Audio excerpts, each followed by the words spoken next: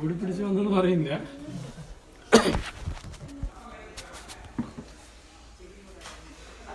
അപ്പോൾ കഴിഞ്ഞ ആഴ്ച ഞാൻ എൻ്റെ 2 അനുഭവങ്ങളാണ് പറഞ്ഞത്. അപ്പോൾ ഈ ആഴ്ച ഞാനൊരു അനുഭവം തന്നെ പറയാനാണ് ഉദ്ദേശിക്കുന്നത്.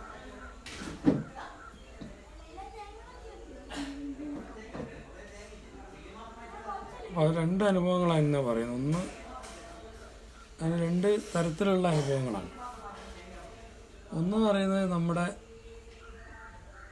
ജീവിതത്തിൽ നമ്മളൊരു ഗുരുവിൻ്റെ ഒരു പ്രതിസന്ധി നമ്മൾ ചെന്ന് പെടുമല്ലോ. അപ്പോൾ നമ്മൾ എങ്ങനെയാണ് നമ്മൾ പ്രാർത്ഥിക്കേണ്ടത്? നമ്മളൊരു പ്രശ്നം വരുമ്പോഴേ നമ്മൾ പല രീതിയിലാണ് ആളുകൾ പ്രാർത്ഥിക്കുക. അപ്പോൾ എങ്ങനെ പ്രാർത്ഥിച്ചു കഴിഞ്ഞാൽ നമുക്കതിനൊരു പെട്ടെന്നൊരു ഗുരു അത് കേൾക്കും, അങ്ങനെ നമുക്ക് പറയാം. അല്ലെങ്കിൽ ഗുരു നമ്മൾ ആ പ്രാർത്ഥന കേൾക്കും എന്ന് എങ്ങനെ പ്രാർത്ഥിച്ചാലാണ് അത് കേൾക്കുക എന്നതിൻ്റെ ഒരു അനുഭവമാണ് ഞാൻ എന്ന് പറയാൻ പോകുന്നത്. നമ്മുടെ ജീവിതത്തിൽ ഒരുപാട് പ്രശ്നങ്ങളുണ്ടാവുമല്ലോ. അപ്പോൾ നമ്മളതിന് പ്രാർത്ഥിക്കാത്തത് കൊണ്ടല്ല ഗുരു കേൾക്കാത്തത്. പക്ഷേ എൻ്റെ അനുഭവത്തിൽ ഞാൻ ഇങ്ങനെ ചെയ്തപ്പോൾ ഉണ്ടായ അനുഭവം ആദ്യം ഒന്ന് ഷെയർ ചെയ്യാം. ഞാൻ കൊല്ലം ആശ്രമത്തിൽ നിൽക്കുന്ന സമയത്ത് അവിടെ നമുക്കറിയാം അവിടെ കുറച്ച് സ്ഥലമുള്ളൂ. അപ്പോൾ അതിൻ്റെ തൊട്ടും ഫ്രണ്ടിൽ നമ്മുടെ വിശ്വാസിയുടെ ഒരു സ്ഥലമുണ്ട്. അതിലൊരു 20 സെൻറ്റ് വസ്തു ഗുരുവിന് കൊടുക്കാമെന്ന് അദ്ദേഹം പറഞ്ഞായിരുന്നു. പക്ഷേ അറിയാലോ, നമ്മൾ ഓരോ ആളുകളെ കുറച്ച് കഴിഞ്ഞപ്പോൾ പുള്ളി പെട്ടെന്ന് അവിടെ ഫ്ലാറ്റ് പണിയണം എന്നൊക്കെ വിചാരിച്ചിട്ട് ഗുരുവിന് കൊടുക്കാൻ അദ്ദേഹത്തിന് ഗുരു പറഞ്ഞതെന്ന് വെച്ചാൽ 10 സെൻറ്റ് സ്ഥലം നമുക്ക് അദ്ദേഹം തരാമെന്ന് ഗുരുവിനോട് പറയണം. 10 സെൻറ്റ് നമ്മൾ മേടിക്കുകയും ചെയ്യും. അങ്ങനെ 20 സെൻറ്റ് ഹൈവേ തന്നെയല്ല, നല്ല വിലയുള്ള സ്ഥലം. പക്ഷെ അദ്ദേഹത്തിന് പെട്ടെന്ന് അദ്ദേഹം എന്ത് ചെയ്തു, ഗുരുവിന് വാക്ക് കൊടുത്താൽ അദ്ദേഹം, പക്ഷെ അദ്ദേഹം അത് കൊടുത്തില്ല. അപ്പോൾ ഗുരുവിനൊരു വിഷമമായി. അങ്ങനെ ഇരിക്കുന്ന സമയത്ത് എൻ്റെ മനസ്സിലും കണ്ടു ഗുരുവിൻ്റെ ഒരു ആഗ്രഹമല്ലേ, അപ്പോൾ നമ്മൾ 20 സെൻറ്റ് വസ്തു ഗുരു മേടിച്ചു കൊടുക്കണം. ഞാൻ മനസ്സിലിങ്ങനെ ആഗ്രഹിച്ചിരിക്കുമ്പോൾ ഒരാൾ ആശ്രമത്തിൽ വന്നു. അദ്ദേഹം ഒരു ഇസ്ലാം മത വിശ്വാസിയാണ്. അദ്ദേഹം നമ്മുടെ ആശ്രമത്തിൻ്റെ പുറകിലാണ് അദ്ദേഹത്തിൻ്റെ സ്ഥലം. 20 സെൻറ്റ് സ്ഥലം അദ്ദേഹത്തിനുണ്ട്. അദ്ദേഹം എന്നോട് വന്ന് പറഞ്ഞു, ഇങ്ങനെ ഒരു സ്വാമി, ഞാൻ ബ്രഹ്മചാരിയാണ്, 20 സെൻറ്റ് വസ്തു ഉണ്ട്, അത് നിങ്ങൾക്ക് മേടിക്കാൻ താല്പര്യമുണ്ടോയെന്ന് ചോദിച്ചു. അപ്പോൾ ഞാൻ പെട്ടെന്ന് കത്തി. ഒരു വൈകുന്നേര സമയം ചില ലക്ഷണങ്ങളായി നമുക്ക് മനസ്സിലാവും. ചില ആൾ വരുന്നതും ചോദിക്കുന്നതും നമ്മളൊന്നും അവിടെ പോയതല്ല. അപ്പോൾ എനിക്ക് പെട്ടെന്ന് കത്തി, ഇത് ഗുരു അയച്ച ആളാണ്. അപ്പോൾ ഞാൻ പെട്ടെന്ന് തന്നെ ഓക്കെ, ഞങ്ങളൊന്ന് ആലോചിക്കട്ടെ. അപ്പോൾ ഞാനും നമ്മുടെ ശ്യാം ഡോക്ടറുണ്ട്. ഇത് വളരെ രഹസ്യമായിട്ട് ചെയ്യേണ്ട കാര്യങ്ങൾ, എല്ലാവരുമായിട്ടും നമ്മൾ ചർച്ച ചെയ്യാൻ പറ്റില്ല. ശ്യാം ഡോക്ടർ എന്ന് പറഞ്ഞാൽ നമുക്ക് ഏറ്റവും അറിയാമല്ലോ ആശ്രമത്തിൻ്റെ. അപ്പോൾ ഡോക്ടർ വീട് എന്ന് പറഞ്ഞാൽ ആശ്രമം തൊട്ടടുത്ത് തന്നെയാണ്. ഡോക്ടർ മിക്കവാറും ദിവസങ്ങൾ ആശ്രമത്തിൽ വരും. അപ്പോൾ ഞാനും ഡോക്ടറും കൂടിയും പോയിട്ട് ഈ സ്ഥലം പോയി കണ്ടു. അപ്പോൾ കണ്ടപ്പോൾ ഞങ്ങൾ എന്ത് ചെയ്തു, ഞാൻ പറഞ്ഞു ഡോക്ടർ എല്ലാ ആഴ്ചയും തിരുവനന്തപുരം പോകുമല്ലോ, എല്ലാ വ്യാഴാഴ്ചയും ഞായറാഴ്ചയും പോകും. അപ്പോൾ വൈകിട്ട് ഡോക്ടർ കൺസൾട്ടിങ് എല്ലാം കഴിഞ്ഞാൽ രാത്രി ഒരു 9:30 ആകുമ്പോൾ ഗുരുവിനെ, അതെല്ലാവരും കിട്ടുന്ന ഭാഗ്യമല്ല, ഒരു കുറച്ച് സമയം ഇങ്ങനെ അത് ഗുരുവുള്ള സമയത്ത് അങ്ങനെയാണ്, ശിഷ്യഭൂതമായിട്ട് സാറിനൊരു പരിധിയുണ്ട്. അപ്പോൾ അവിടെ ഗുരുവിൻ്റെ അടുത്ത് കുറേ സംസാരിക്കുന്നത് ഒരുപാട് അവസാനം അങ്ങനെ ഒരു ഇതുണ്ട്. അപ്പോൾ ഞാൻ പറഞ്ഞു, സാർ എന്നാൽ പോയിട്ട് ഗുരുവിനോട് ചോദിക്കും ഈ സ്ഥലം എടുക്കാനുള്ള ഒരു അനുവാദം ഉണ്ടോ. അപ്പോൾ സാറ് പോയി ചോദിച്ചപ്പോൾ ഗുരുവിന് അനുവാദം കിട്ടി. അപ്പം അനുവാദം കിട്ടി കഴിഞ്ഞപ്പോൾ ഞങ്ങൾ നോവാ സ്ഥലം, പിന്നെ ഞങ്ങൾ പരമ്പരയിൽപ്പെട്ട ഏറ്റവും പ്രധാനപ്പെട്ട ചില ആൾക്കാരുണ്ട്, അവരെ കൂടെ അറിയിച്ചു. അതിനുശേഷം ഞങ്ങൾ ഈ സ്ഥലത്തിൻ്റെ ആ സ്ഥലം എന്ന് പറയുന്നത് ശരിക്കും ഒരു 20 സെൻറ്റ് വസ്തു എന്ന് പറയുന്നത് ഈ വന്ന ചേട്ടൻ്റെ 16 സെൻറ്റ് സ്ഥലവും പിന്നെ ഒരു 4 സെൻറ്റ് സ്ഥലം അദ്ദേഹത്തിൻ്റെ സഹോദരിയുടേതാണ്. അപ്പോൾ 2 പേരും തന്നാലേ നമുക്ക് എടുക്കാൻ പറ്റുള്ളൂ. അപ്പോൾ ഞങ്ങളങ്ങനെ അവരോട് സംസാരിച്ചു. അപ്പോൾ അവരൊരു താല്പര്യമൊക്കെ പ്രകടിപ്പിച്ചു. അങ്ങനെ നമ്മൾ അതിൻ്റെ ഒരു അഡ്വാൻസ് കൊടുക്കാവുന്ന രീതിയിൽ നമ്മൾ കുറച്ച് പൈസ കളക്ട് ചെയ്തുകൊണ്ടിരിക്കുന്ന സമയത്ത് പരമ്പരയൊക്കെ അറിയിച്ചു. അപ്പോൾ ഇദ്ദേഹത്തിൻ്റെ സഹോദരി ആരോ പോയിട്ട് അറിയാലോ പറഞ്ഞ്, ഞങ്ങൾ ശരിക്കും ആ സ്ഥലത്തിന് നല്ല വിലയുള്ള സ്ഥലമാണ്. അപ്പോൾ നമ്മളൊരു 3 ലക്ഷം രൂപയാണ് പറഞ്ഞത്. ശരിക്കും അവിടെ 8 ലക്ഷം 9 ലക്ഷമൊക്കെ ഉണ്ട്. ഹൈവേ ആണല്ലോ. അപ്പോൾ അങ്ങനെ ഒരു 3 ലക്ഷം രൂപയൊക്കെ അദ്ദേഹം ഈ സഹോദരന് പൈസയുടെ ഒരു അത്യാവശ്യമുണ്ട്. അദ്ദേഹം 16 സെൻറ്റ് ഒക്കെ 3 ലക്ഷത്തിന് ഒക്കെ പറഞ്ഞു. പക്ഷെ സഹോദരി ഒക്കെ പറഞ്ഞായിരുന്നു. പിന്നെ ആരൊക്കെയോ ചെന്ന് പറഞ്ഞ് അതൊക്കെ 8 ലക്ഷം കിട്ടും, 5 ലക്ഷം കിട്ടും, 10 ലക്ഷം കിട്ടും, അത് കൊടുക്കണ്ടെന്നൊക്കെ പറഞ്ഞു. അപ്പം നമ്മളിങ്ങനെ ഇതിൻ്റെ ഗുരുവിൻ്റെ അനുവാദം കിട്ടി, ഇവരോട് ചോദിച്ചിട്ടാണ് അതൊക്കെ ചെയ്തത്. അത് കഴിഞ്ഞ് നമ്മൾ നേരെ എന്ത് ചെയ്തു, ആളുകളുടെ പരമ്പരയിൽ നിന്നൊക്കെ പൈസയും കളക്ട് ചെയ്തു. അഡ്വാൻസ് 12 ലക്ഷം രൂപ കൊടുക്കാൻ വേണ്ടി എല്ലാം കളക്ട് ചെയ്ത സമയത്ത് ഇവരെ സഹോദരി പെട്ടെന്ന് കാല് മാറി. അവർ പറഞ്ഞ് ഞങ്ങൾക്ക് സ്ഥലം വേണ്ട, ഞങ്ങൾ 3 ലക്ഷത്തിന് കൊടുക്കില്ലെന്ന്. അങ്ങനെ ഇരിക്കുമ്പോൾ ഞങ്ങൾ പറഞ്ഞു എന്തായാലും അദ്ദേഹത്തിൻ്റെ സഹോദരിയുടെ ഭർത്താവ് റെയിൽവേയിൽ വർക്ക് ചെയ്യുന്നതാണ്, റെയിൽവേ ക്വാർട്ടേഴ്സിലാണ്, അവർക്ക് വീടില്ല. അപ്പോൾ അവർക്കൊരു വീടിനുള്ള പൈസ. അപ്പോൾ ഞങ്ങൾ എന്ത് ചെയ്തു, ഇവരെ 4 സെൻറ്റ് 12 ലക്ഷം രൂപയുണ്ടല്ലോ, അപ്പോൾ ആ 12 ലക്ഷം രൂപയ്ക്ക് ഒരു വീടും സ്ഥലവും ഞങ്ങൾ എടുത്തു കൊടുക്കാമെന്ന് പറഞ്ഞു. അപ്പം അങ്ങനെ ഒരു സ്ഥലം അവരെ കൊണ്ട് കാണിക്കാൻ വേണ്ടി ഈ സഹോദരനും സഹോദരിയോട് ബൈക്കിൽ പോയി. പോകുന്ന വഴിയിൽ ബൈക്ക് എന്തോ മറിഞ്ഞ്, സഹോദരി ബൈക്കിൽ നിന്ന് മറിഞ്ഞ് വീണ് കാലും മുട്ടൊക്കെ വരഞ്ഞ്. അപ്പോൾ അവർ പറഞ്ഞ് ഇനി ഞാൻ ജമ്മലേക്ക് കൊടുക്കില്ല, അതാണ്. അപ്പോൾ അവർ പറഞ്ഞു അവർക്ക് ഈ സ്ഥലം നോക്കാൻ പോയതല്ലേ, സ്ഥലം നോക്കാൻ വീടും സ്ഥലമുണ്ട്, അപ്പോൾ അവർക്ക് നല്ല സ്ഥലമാണ്. പക്ഷെ സ്ഥലം കണ്ടില്ല, അവർ കാണാൻ പോകുന്ന വഴിയിൽ ഇവർ മറിഞ്ഞ് വീണു. മറിഞ്ഞ് വീണ സമയത്ത് അവർ പറഞ്ഞ് ഇനി ഒരിക്കലും ഞാൻ ഈ സ്ഥലം കൊടുക്കില്ല. അപ്പോൾ ഈ സഹോദരൻ വന്ന് എന്നോട് പറഞ്ഞു അവർക്ക്. അപ്പം ഞാൻ പറഞ്ഞു നമുക്ക് ഈ 16 സെൻറ്റ് വാങ്ങിയിട്ട് കാര്യമില്ലല്ലോ, 4 സെൻറ്റ് വേറെ ആയതുകൊണ്ട് നമുക്ക് ഒരിക്കലും ഇത് മേടിക്കാൻ പറ്റില്ല. അപ്പം അങ്ങനെ ഇരിക്കുന്ന സമയത്ത് ഇവർ പ്രശ്നം ഉണ്ടാക്കി എന്നോട് പറഞ്ഞു ഇങ്ങനെയാണ് പ്രശ്നം, ചേച്ചി ഇങ്ങോട്ട് വരില്ല, സ്ഥലം കൊടുക്കില്ല. അപ്പോൾ ഞാൻ ആകെ വിഷമിച്ചില്ല, പിന്നെ ഒരു പ്രതീക്ഷയില്ല, അതൊന്നും നടക്കില്ല എനിക്ക്. അപ്പോൾ ഞാനിങ്ങനെ ഗുരുവിൻ്റെ അടുത്ത്, അപ്പോൾ ഗുരു വന്ന് ഇരുന്ന സ്ഥലമുണ്ട്, ഗുരു ഭൗതിക ശരീരത്തിൽ ഇരുന്നൊരു സ്ഥലമുണ്ട് അവിടെ, ഒരു അവിടെ പോയി നിങ്ങൾ എന്താ ഇപ്പോൾ ചെയ്യുക അങ്ങനെ മനസ്സിലിങ്ങനെ ആലോചിച്ചു. എൻ്റെ മനസ്സിലിങ്ങനെ ഒരു കാര്യം ഒരു ഇത് വന്നു, അതാണ് ഞാൻ പറയാൻ പോകുന്നത്. അപ്പോൾ ഞാൻ നേരെ എന്ത് ചെയ്തു, ഗുരു അന്ന് വന്നിരുന്നൊരു മുറിയുണ്ട്, ആ മുറിയിൽ തന്നെയാണ് ശിഷ്യപൂജിത വന്നതും, അവിടെ തന്നെ ശിഷ്യപൂജിത വന്നിരുന്നു, വേറെ സ്ഥലമില്ല അവിടെ. അപ്പോൾ ഞാൻ എന്ത് ചെയ്തു,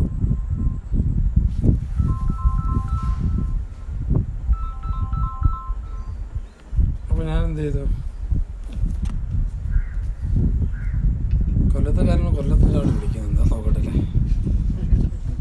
ആ സുഗ്രേശ്വരനോ, ആ ബാബു പറയൂ, എന്തൊക്കെയാ വിശേഷം? ആ കണ്ണൂരാണ്. എന്തെങ്കിലും സുഖമായിരിക്കുന്നോ? സുഖമാണോ? ആണല്ലേ. വേറെന്തൊക്കെയാണ്? മോഹൻ സാറൊക്കെ സുഖമായിരിക്കുന്നു? മോഹൻ സതിയമ്മയൊക്കെ സുഖം? എന്താ അവരൊക്കെ പ്രശ്നമൊന്നുമില്ലല്ലോ അല്ലേ അപ്പോൾ? ആണല്ലേ. ആണല്ലേ. ആണല്ലേ. ഞാനേ കുറച്ച് കഴിഞ്ഞ് വിളിച്ചാൽ മതി, ഒരു മീറ്റിങ്ങിലായിരുന്നു. ആ ആ ആ ഏതാണ്? അതെ അതെ അതെ അതെ. ആ അല്ല, അത് നമുക്കത് എടുക്കാൻ പറ്റുമോ? കുറച്ച് നോക്കാൻ പറ്റുമോ? അന്ന് പറഞ്ഞ പോലെ ഗുരുവിനോട് ചോദിച്ചായിരുന്നു. ഒന്ന് ചോദിക്കുന്നു, ഒന്ന് ചോദിച്ചു നോക്ക്, ഒന്ന് ചോദിക്കേ. ഗുരുവിന് അനുവാദം ഉണ്ടെങ്കിൽ എടുക്കാമല്ലോ. ഒന്ന് ചോദിക്കൂ. ഒന്ന് കാസർഗോഡ് അല്ലേ? കാസർഗോഡ് കാഞ്ഞങ്ങാട്. ഞാനേ ഒരു മീറ്റ് കുറച്ച് ഞാൻ അങ്ങോട്ട് വിളിക്കാം. ആ എന്താണ്? ആ സാധാ വേണം. ആ ആർക്ക്? ആണല്ലേ. കണ്ണൂരോ? ആ അവിടെ ഏതാണ്? എന്താണ്?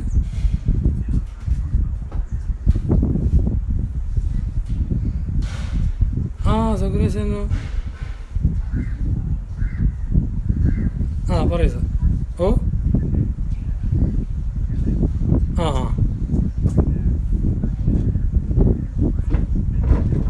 ആ ആ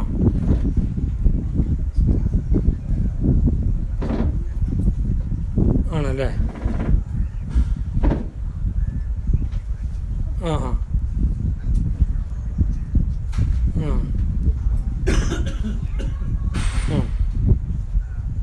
ആ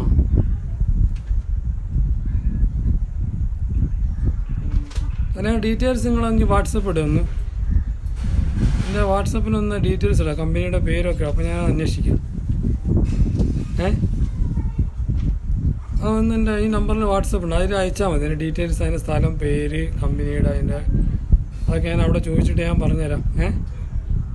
കേട്ടോ, ഞാൻ വിളിക്കാം. ഞാൻ കുറച്ച് ഒരു മീറ്റിങ്ങിലായതുകൊണ്ടാണ് ഞാൻ വിളിക്കാം അങ്ങോട്ട്. ഓക്കെ. അപ്പോൾ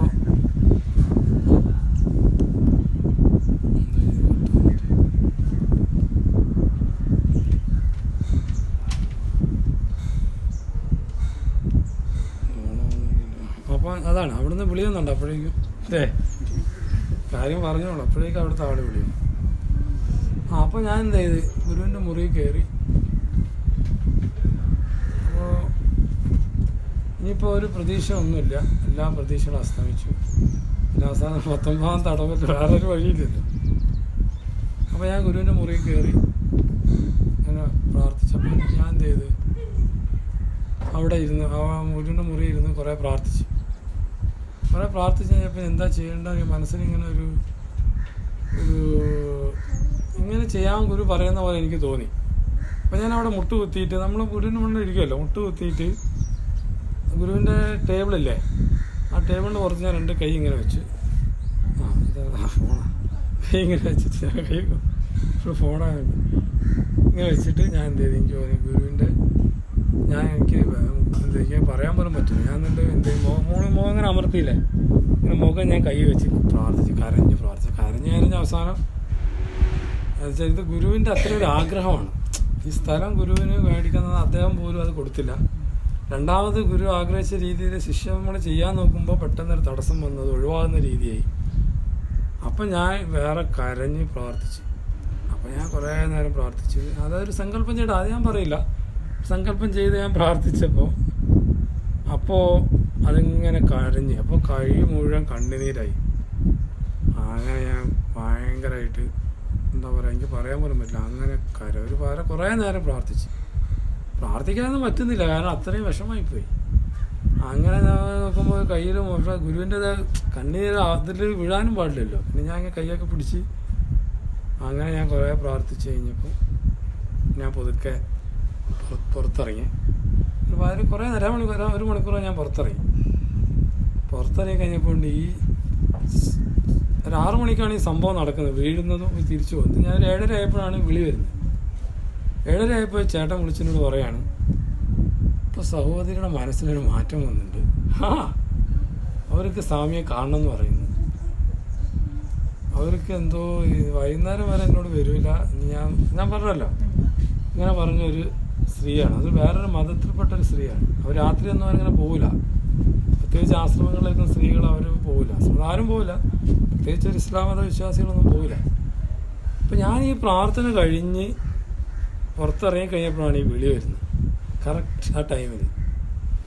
എന്നിട്ട് പുള്ളി പറയാണ്, എന്താ പറ്റിയെന്ന് അറിയില്ല, സഹോദരിക്ക് ഇപ്പോൾ ഒരു മാറ്റമുണ്ട്. വേറെ കുറേ സാറന്മാരൊക്കെ ഉണ്ട് അവിടെ, ആരെയും കാണില്ല, സ്വാമിയെ മാത്രം കാണും. അവർ സ്വാമിയെ നിൽക്കാണ്ട് പറയാമെന്ന്. അങ്ങനെയാണെങ്കിൽ ഇപ്പോൾ വരാമെന്ന് പറയുന്നതാണ്. അപ്പം ഞാൻ പറഞ്ഞാൽ വന്നോട്ടെ എന്നാണ്. ഞാൻ ഞെട്ടിപ്പോൾ, എനിക്കൊരു ഒരു പിടിയും കിട്ടുന്നില്ല. അങ്ങനെ അവർ ഒന്നാമത് പറഞ്ഞു വീണ സ്ത്രീയാണ്, നോക്കണം. എന്നിട്ട് അവർ ആ രാത്രി തന്നെ അവർ വീണ്ടും വന്നു. എന്നിട്ട് ഞാൻ അവിടെ ഇരുത്തി. ഞാൻ പറഞ്ഞു, സാറുമാരൊക്കെ അവിടെ അങ്ങനെ ഉണ്ട്, സാറുമാരൊക്കെ അറിയാലോ, അവിടെ പ്രത്യേക ടൈപ്പ് ആൾക്കാരവിടെ, കുറ്റം പറയല്ല. അവരത് എന്നാൽ പിന്നെ വേണ്ട, നമുക്ക് അത് ശരിയാവില്ല, എങ്ങനെയെന്നൊക്കെ അവർ പറയുന്നു, നടക്കൂല, അത് ഇനിയിപ്പോൾ അത് ശരിയാവില്ല എന്നൊക്കെ പറയും. അപ്പോൾ ഞാൻ പറഞ്ഞു, നിങ്ങളവിടെ എല്ലാവരും അവിടെ ഇരിക്കും, എല്ലാവർക്കും ഞാൻ സംസാരിക്കുന്നു, നമുക്ക് അവിടെ എല്ലാവരും അവിടെ ഇരുത്തി. അവിടെ വലിയ സാറുമാരാണ്, ഇവിടെ വലുതാണ്, ചെറിയ ആൾക്കാരൊന്നുമല്ല. അവിടെ ആണ് ഉണ്ണി ഡോക്ടർ, മുരളി ജഡ്ജിയൊക്കെ അവിടെ, മുരളി സാർ ഡിസ്ട്രിക്ട് ജഡ്ജി, പിന്നെ international neuro surgeon sir, Unni doctor, Suresh income tax commissioner, ഇവരൊക്കെയാണ് അവിടുത്തെ ആൾക്കാർ.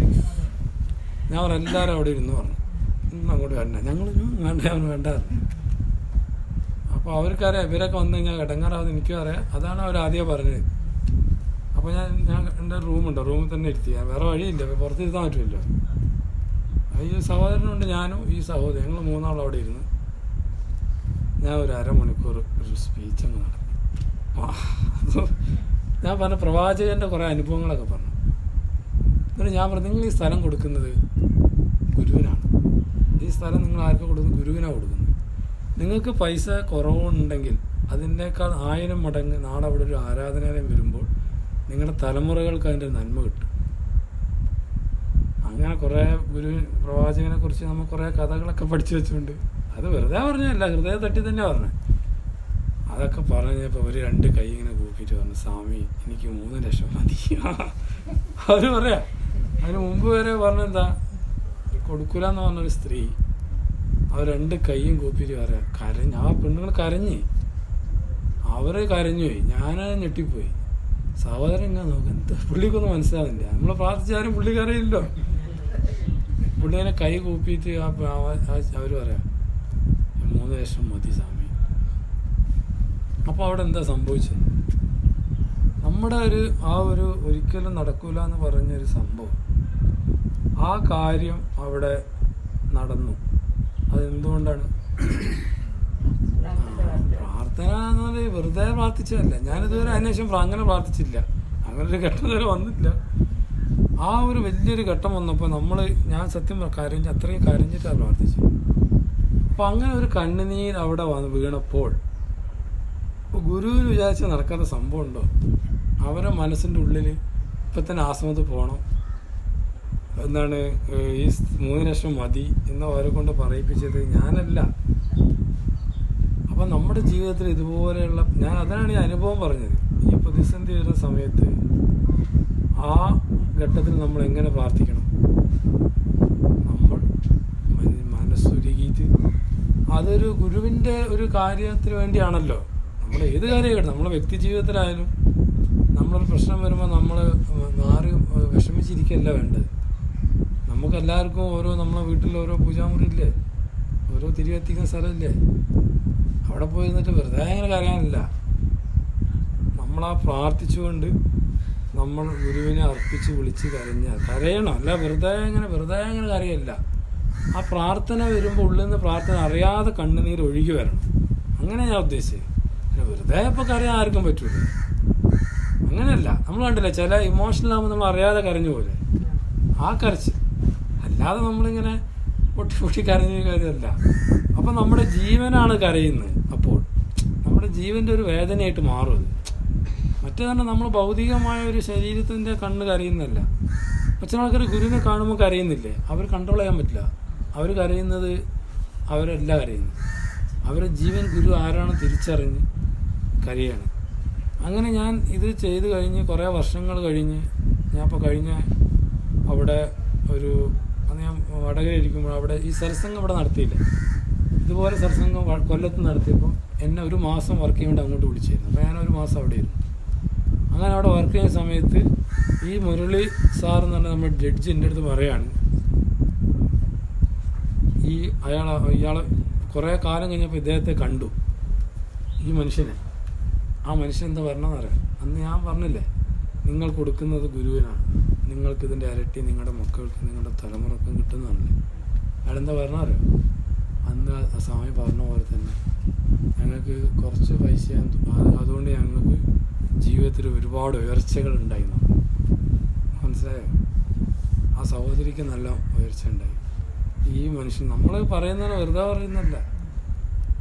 അയാൾ എത്രയോ, ഞാൻ 2013 ഈ 12-13 നടക്കുന്നത്. ഞാൻ പോയത് 2021 കഴിഞ്ഞ വർഷം.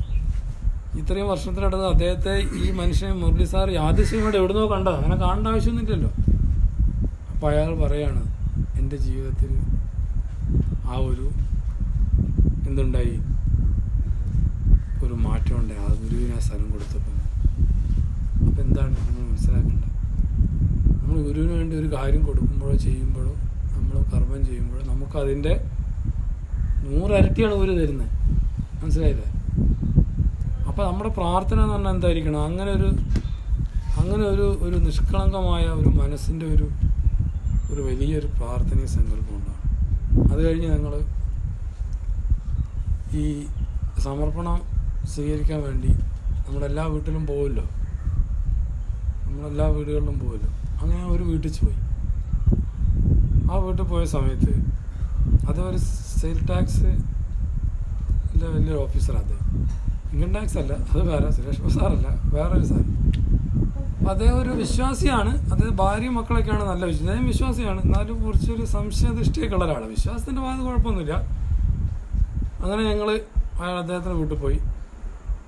അപ്പോൾ അദ്ദേഹം പറയാം, ഞങ്ങളോട് പറയാം കേട്ടോ, ഭരണശാല സമർപ്പണം കഴിഞ്ഞ സമയമല്ലേ, ഈ സ്ഥലം മേടിക്കാൻ 20 സെൻറ്റ് എന്ന് പറയുമ്പോൾ 60 ലക്ഷം രൂപ വേണം. പിന്നെ എഴുത്തുകൂലി ഉൾപ്പെടെ 68-70 ലക്ഷം റുപ്യ വേണം ഈ സ്ഥലം മേടിക്കാൻ. അപ്പോൾ അദ്ദേഹം പറയും, എന്തിനാണ് നിങ്ങൾ ഈ പൈസ വെറുതെ അവിടെ സ്ഥലം മേടിക്കുന്നത്?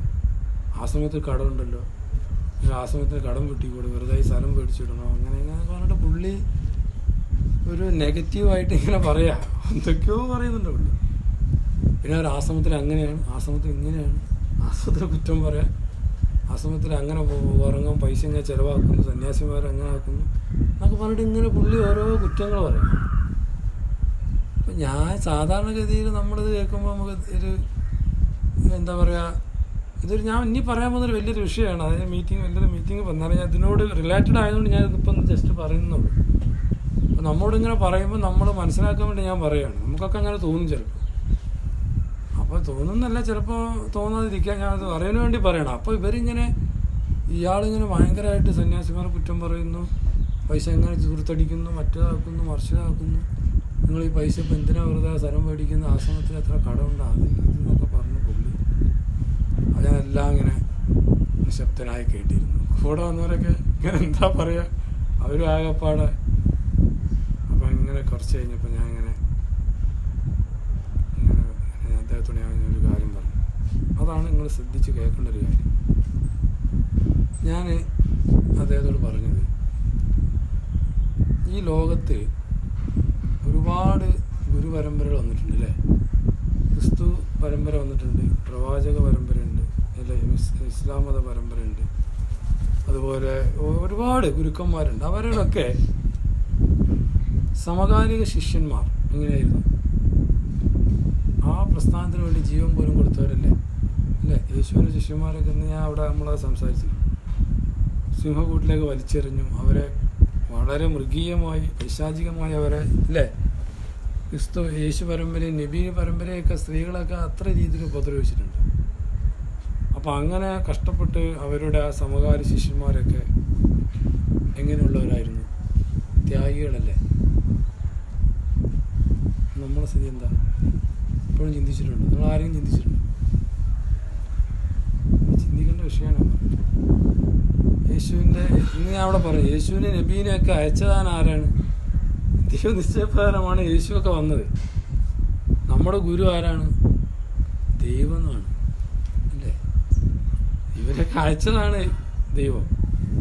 അപ്പോൾ ആ ശിഷ്യന്മാർ അതിനു വേണ്ടി ജീവൻ ബലിയർപ്പിച്ച് ഈ പ്രസ്ഥാനത്തിനെ വളർത്തിക്കൊണ്ടുവന്നു. എന്നാൽ ദൈവം വന്ന നമ്മളുടെ നേരിട്ട് വന്ന് ആ പരമ്പരയുടെ സമകാലിക ശിഷ്യന്മാരൊന്ന് എടുത്തു നോക്കൂ.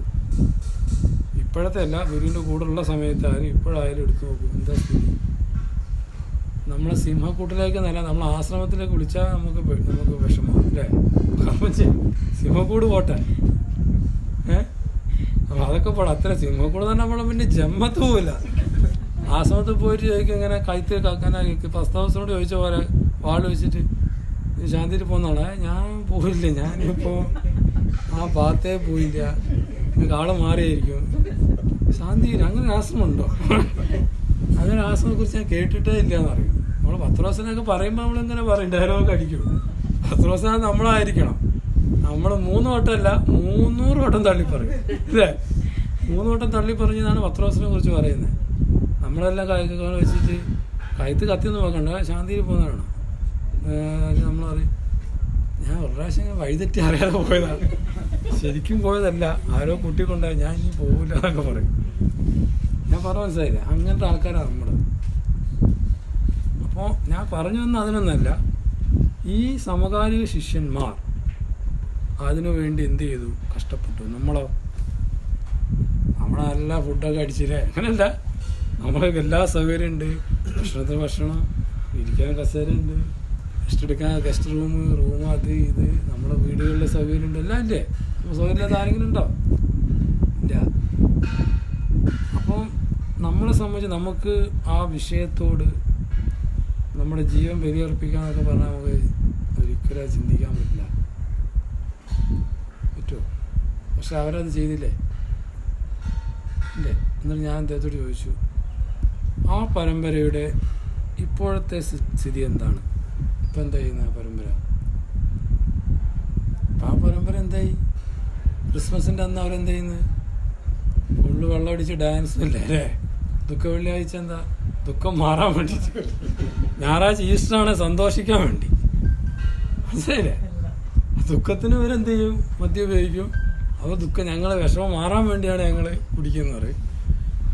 അപ്പോൾ ഈസ്റ്റർ ആ സന്തോഷ സൂചകമായി എന്ത് ക്രിസ്തു ആര് കുരിശിലടിച്ചു, ഇവർക്ക് എന്താ ചിന്ത ഉണ്ടാവും? അവരടിച്ചു പൊളിയിൽ ജീവിക്കല്ലേ, ലാവിഷായിട്ട് തല കുത്തി മറിയല്ല. ഏറ്റവും കൂടുതൽ മദ്യം വിൽക്കുന്ന അന്നല്ലേ ലോകം മുഴുവൻ ആൾക്കാർ കുത്തി മറി. പുതിയ ആൾക്കാരൊക്കെ ന്യൂ ഇയറിന് എന്നൊക്കെയാണ് കുടിച്ച് പഠിക്കുന്നത്, പുതിയ ജനറേഷൻ എന്നാണല്ലേ.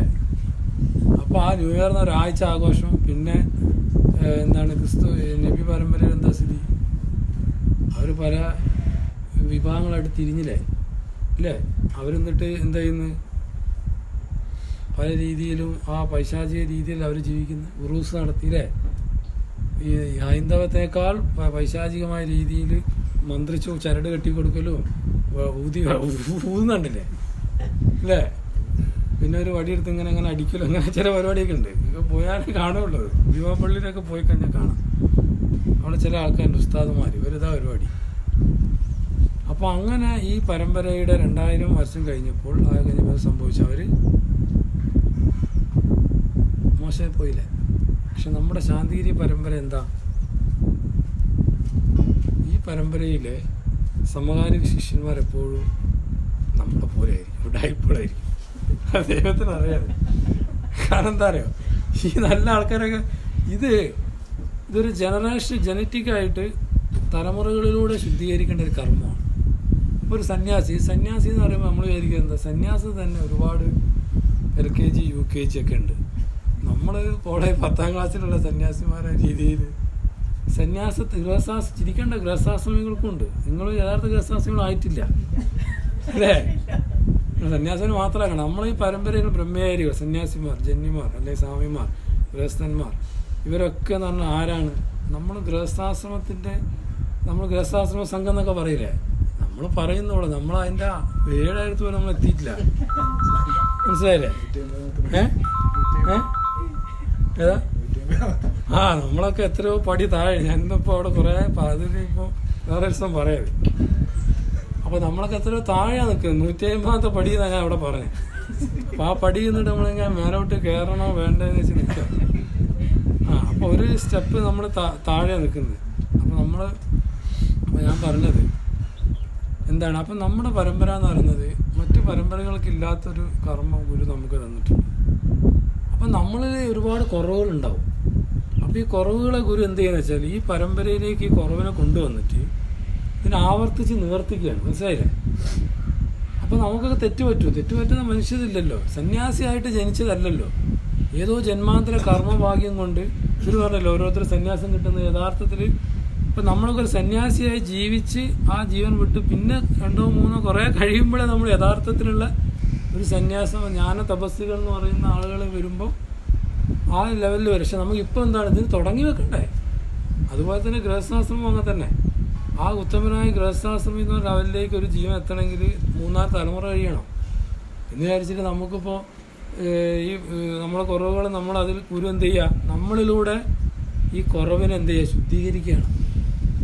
അപ്പോൾ ശുദ്ധീകരിക്കുമ്പോൾ ഒരു സന്യാസിയെ ഞാൻ പ്രാർത്ഥിക്കുന്നത് ഈ ലോക സന്യാസത്തിന് വന്ന് എന്തെല്ലാം കുറവുകളുണ്ട് അത് മാറിപ്പോണ്ടേ?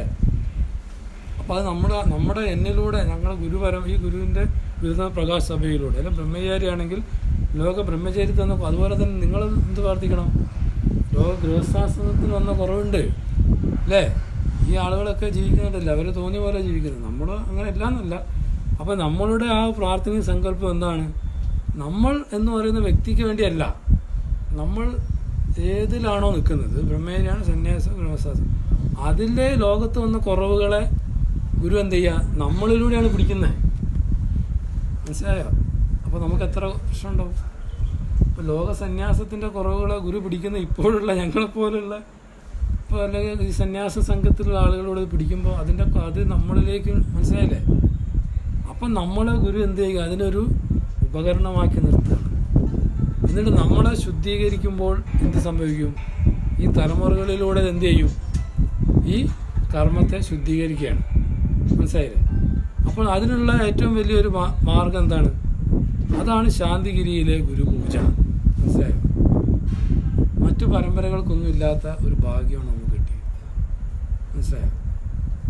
അപ്പോൾ ഇസ്ലാം മത പരമ്പര ഇവിടെ ഉണ്ടായ സമയത്ത് ആ ഏകദൈവ വിശ്വാസത്തിലേക്ക് പരിവർത്തനം ചെയ്യപ്പെട്ട ആളുകൾ ബഹുദൈവ ആരാധനക്കാരല്ലേ? ഇന്ത്യയിൽ മുസ്ലിങ്ങളുണ്ടായിരുന്നോ? കേരളത്തിലുണ്ടായിരുന്നോ? അപ്പോൾ ഗുരു പറഞ്ഞിരിക്കുന്നത് എന്താ? ഒരു രാമൻ എന്ന് പറയുന്ന വ്യക്തി മുഹമ്മദ് ആകുമ്പോൾ, അല്ലെങ്കിൽ ഒരു കൃഷ്ണൻ എന്ന് പറയുന്ന വ്യക്തി ഒരു അബ്ദുള്ള എന്ന പേര് സ്വീകരിക്കുമ്പോൾ അവൻ ഒരു മതം സ്വീകരിച്ചു എങ്കിലും അവൻ്റെ പാരമ്പര്യം എന്താണ്? ഈ രാമൻ്റെയും കൃഷ്ണൻ്റെയും അവൻ ആരാധിച്ചു പോയ കർമ്മമൂർത്തിയല്ലേ?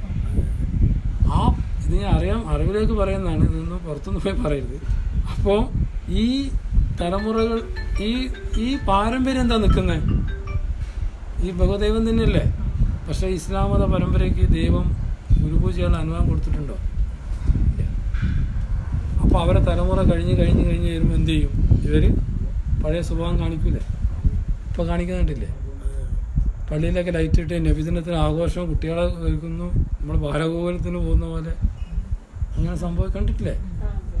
പള്ളിയിലൊക്കെ അതാ ഇനി ജാസ്തി ആയി വരും. അപ്പം എന്താണ്? ഇവരുടെ ആ പരമ്പരയ്ക്ക് എന്തില്ല? ശുദ്ധീകരണം ഉണ്ടായില്ല. പക്ഷെ നമ്മുടെ പരമ്പരയ്ക്ക് എന്തുണ്ട്? പിതൃശുദ്ധി എന്ന ഗുരുപൂജ. അപ്പം നമ്മൾ ആരാധിച്ചപ്പോൾ ഞാനും എന്നെ സ്വാധീനിച്ച് നിൽക്കുന്നു, ഞാൻ സന്യാസി ആയെങ്കിലും എൻ്റെ കർമ്മഗതിയിൽ എന്തുണ്ട്? ഞാൻ ആരാധിച്ചു പോയ കർമ്മങ്ങളില്ലേ? അപ്പോൾ ഗുരു എന്ത് ചെയ്യും? പിതൃശുദ്ധിയെ മാറ്റൂലേ? അപ്പോൾ നമ്മൾ അടുത്ത ഒരു ജനറേഷൻ വരുമ്പം ക്ലിയറായി വരില്ലേ? മറ്റെല്ലാ പരമ്പരകളും ആദ്യം നന്നായിട്ട് അവസാനം ചീത്തയാവും. നമ്മളതെങ്ങനെയാണ്? ആദ്യം ചീത്തയാവാൻ ഇല്ല, നമ്മൾ ഇത്രയൊക്കെ ചീത്തയായി നമ്മൾ. എന്നിട്ട് നമ്മളെ ഗുരു എന്തൊക്കെയാ നന്നാക്കി എടുക്കുകയാണ്. അപ്പോൾ നമുക്ക് എന്തുണ്ടാവും? കുറവുണ്ടാവില്ലേ? അപ്പോൾ ആ കുറവിനെ നമ്മൾ എന്ത് ചെയ്യണം? ഇന്ന് കുറവ് ഉണ്ടാകുന്നതുകൊണ്ട് കാര്യമില്ല, ആ കുറവിനെ നമ്മൾ മനസ്സിലാക്കണം. ഇങ്ങനെ ഇതുകൊണ്ട് എനിക്ക് വരുന്നത്, ഇല്ലെങ്കിൽ നമ്മളിങ്ങനെ ചിന്തിക്കും, ദൈവം അതെന്താ അങ്ങനെ ഞാൻ കുറവായിട്ട് മാറുന്നില്ലല്ലോ. അത് മാറുമെന്ന് പറഞ്ഞാൽ അതിനൊരു തലമുറകളിലൂടെ അത് മാറുള്ളൂ. അപ്പം നമ്മുടെ ഈ പ്രസ്ഥാനത്തിൻ്റെ ഗുരു ചെയ്തു വെച്ചിരിക്കുന്ന ഒരു കാര്യം എന്ന് പറഞ്ഞാൽ എന്താ? ഇങ്ങനെ വരുള്ളൂ. അപ്പോൾ നമുക്ക് കുറവുണ്ടാവില്ലേ? നമുക്ക് ഒരുപാട് സന്യാസിമാർക്ക് നമുക്കല്ല, നമ്മളൊക്കെ അതിൻ്റെ LKG UKG അല്ലെങ്കിൽ അതിന് താഴെയുള്ള അത്രയും പേ സ്കൂൾ എന്നൊക്കെ പറയില്ലേ, അവിടെ നമ്മൾ എത്തിയിട്ടുള്ളൂ. അപ്പോൾ ചില കുട്ടികൾക്ക് എന്തൊക്കെ ഉണ്ടാവും? കുറവുകളുണ്ടാവില്ലേ? അപ്പോൾ ചെറിയ കുറവ്. അപ്പോൾ നമ്മളെന്ത് ചെയ്യണം? അപ്പോൾ പ്രാർത്ഥിക്കുക വേണ്ടത്, കുറ്റം പറയല്ല. അപ്പോൾ അങ്ങനെ കുറവ്, ദൈവമേ ആ കുറവ് ഞങ്ങൾ പറയും സന്യാസിക്കാരും ഗൃഹസ്ഥന്മാർക്ക് നമ്മളെന്ത് ചെയ്യണം? പ്രാർത്ഥിക്കണ്ടേ? അത് മാറിപ്പോണത് പ്രാർത്ഥിക്കാതെ നമ്മളതിനെ മാറുന്ന എത്ര ആൾക്കാർ കുറ്റം പറയും? അങ്ങനെ ഒരിക്കലും പറയാം. ഗുരു പറയുന്നുണ്ട് സന്യാസി ഒരിക്കലും കുറ്റം പറയുന്നില്ലേ? അത് ഗൃഹസ്ഥാശ്രമിക്ക് വലിയ ദോഷമായി. കാരണം അത് ശ്രദ്ധിക്കാൻ, അതിനെ ചെയ്യാൻ ആരുണ്ട്? ഗുരു ഇല്ലേ? നമ്മൾ തിരുത്താൻ പോണോ? നമ്മൾ പ്രാർത്ഥിക്കുക. അങ്ങനെ ഞാൻ ഇദ്ദേഹത്തോട് സംസാരിച്ച് കഴിഞ്ഞിട്ട് അദ്ദേഹത്തിന് സംഭവം മനസ്സിലായി. ഇതിങ്ങനെ ഇങ്ങനെ ഒരു ഉത്തരം ആരും അയാളോട് പറഞ്ഞിട്ടില്ല, അയാൾക്ക് ഇതുവരെ മനസ്സിലായിട്ടുമില്ല. അപ്പോൾ ഞാൻ കുറേ സംസാരിച്ച് അവസാനം അതേപോലെ കാര്യങ്ങളൊക്കെ പറഞ്ഞു കൊടുത്ത്, ഞങ്ങളെ ഈ സ്ഥലം മേടിക്കാൻ പോകും ഞങ്ങളുടെ ഇഷ്ടത്തിനല്ല, ഗുരു പറഞ്ഞിട്ടല്ലേ മേടിക്കുന്നത്. ഗുരുവിനറിയാലോ 1 സ്ഥാനം സമർപ്പണത്തിന് പൈസ കൊടുക്കാണ്ട്. ഞങ്ങൾ വന്നത് ഗുരു ഇങ്ങനെ അറിയിച്ചു. അപ്പോൾ സാറിൻ്റെ വീട്ടിലൊന്ന് പ്രാർത്ഥിച്ചു കാര്യം പറയാം. പൈസ വേണമെന്ന് നമ്മൾ പറഞ്ഞിട്ടില്ല, നമ്മളൊരിക്കലും പൈസ വേണമെന്നും അറിയില്ല. ഇങ്ങനൊരു കാര്യമുണ്ട്, അപ്പോൾ അത് അറിയിക്കാൻ വന്നതാണ്. അപ്പോൾ എന്താണ് അത് ഗുരു പറഞ്ഞിട്ടാണ് ഞങ്ങൾ അത് വന്നത് പറയുന്നത്. ഗുരു പറഞ്ഞിട്ടല്ലേ എടുക്കാൻ പോകുന്നത്. അപ്പോൾ അങ്ങനെ ഞങ്ങൾ ആ ഫോണൊന്ന് ഓഫാക്കി കേട്ടോ. അപ്പോൾ ഞങ്ങൾ ഇങ്ങനെ എത്രയും പ്രശ്നങ്ങളൊക്കെ ഉണ്ടായി. അയാളുടെ മുഖമൊന്നും തെളിഞ്ഞില്ല. അങ്ങനെയൊന്നും എന്തോ ഒരു ഇറങ്ങാൻ നേരത്തെ അദ്ദേഹത്തിന് ചെറിയൊരു കുറ്റബോധമുണ്ട്. ചോദിച്ചാൽ ഇത്രയും മറുപടി കൊടുത്തപ്പോൾ അദ്ദേഹത്തിന് ഒരു ഭയങ്കര സ്ട്രൈക്കായിപ്പോയി. അതൊരിക്കലും പ്രതീക്ഷിച്ചില്ല ഇങ്ങനൊരു മറുപടി. അങ്ങനെ ഇറങ്ങാൻ നേരത്ത് ഞാൻ പറഞ്ഞു, അതാണ് നമ്മൾ ശ്രദ്ധിക്കേണ്ടത്. കാറ് കയറുമ്പോൾ ഞാൻ കൂടെ വന്ന ആൾക്കാരോട് പറഞ്ഞു, നിങ്ങൾ എഴുതി വെച്ചോ. ഞാൻ പറഞ്ഞു, നമുക്ക് ഏറ്റവും കൂടുതൽ പൈസ തരിക ഈ വീട്ടുകാരനായിരിക്കും. അപ്പോൾ ഓരോ പറഞ്ഞു, അമ്മേരി എങ്ങനെ തരിക, ഇയാൾ നമ്മളെ വളരെ ഒന്ന് പൈസ എതിർത്ത് കുറേ കേട്ടില്ല. ഇങ്ങനെ തന്നെയാണ് പറഞ്ഞത്. ആദ്യം കുറേ ആയിട്ട് പറഞ്ഞു, ഒന്നും തരില്ല എന്നൊക്കെ രീതിയിൽ. തരില്ല എന്നല്ല, എന്തിനാ അതിൻ്റെ ആവശ്യം, വെറുതെ പൈസയിലോ മാറ്റണ്ട, അങ്ങനെ സംസാരം കഴിഞ്ഞപ്പോൾ പുള്ളിക്ക് ചെറിയൊരു മാറ്റം വന്നു. അപ്പോൾ അദ്ദേഹം ഞാൻ പറഞ്ഞാൽ നിങ്ങൾ എഴുതി വെച്ചു, നിങ്ങൾക്ക് ഇന്ന് നമുക്ക് ഏറ്റവും കൂടുതൽ പൈസ തരിക ഈ വ്യക്തിയായിരിക്കും.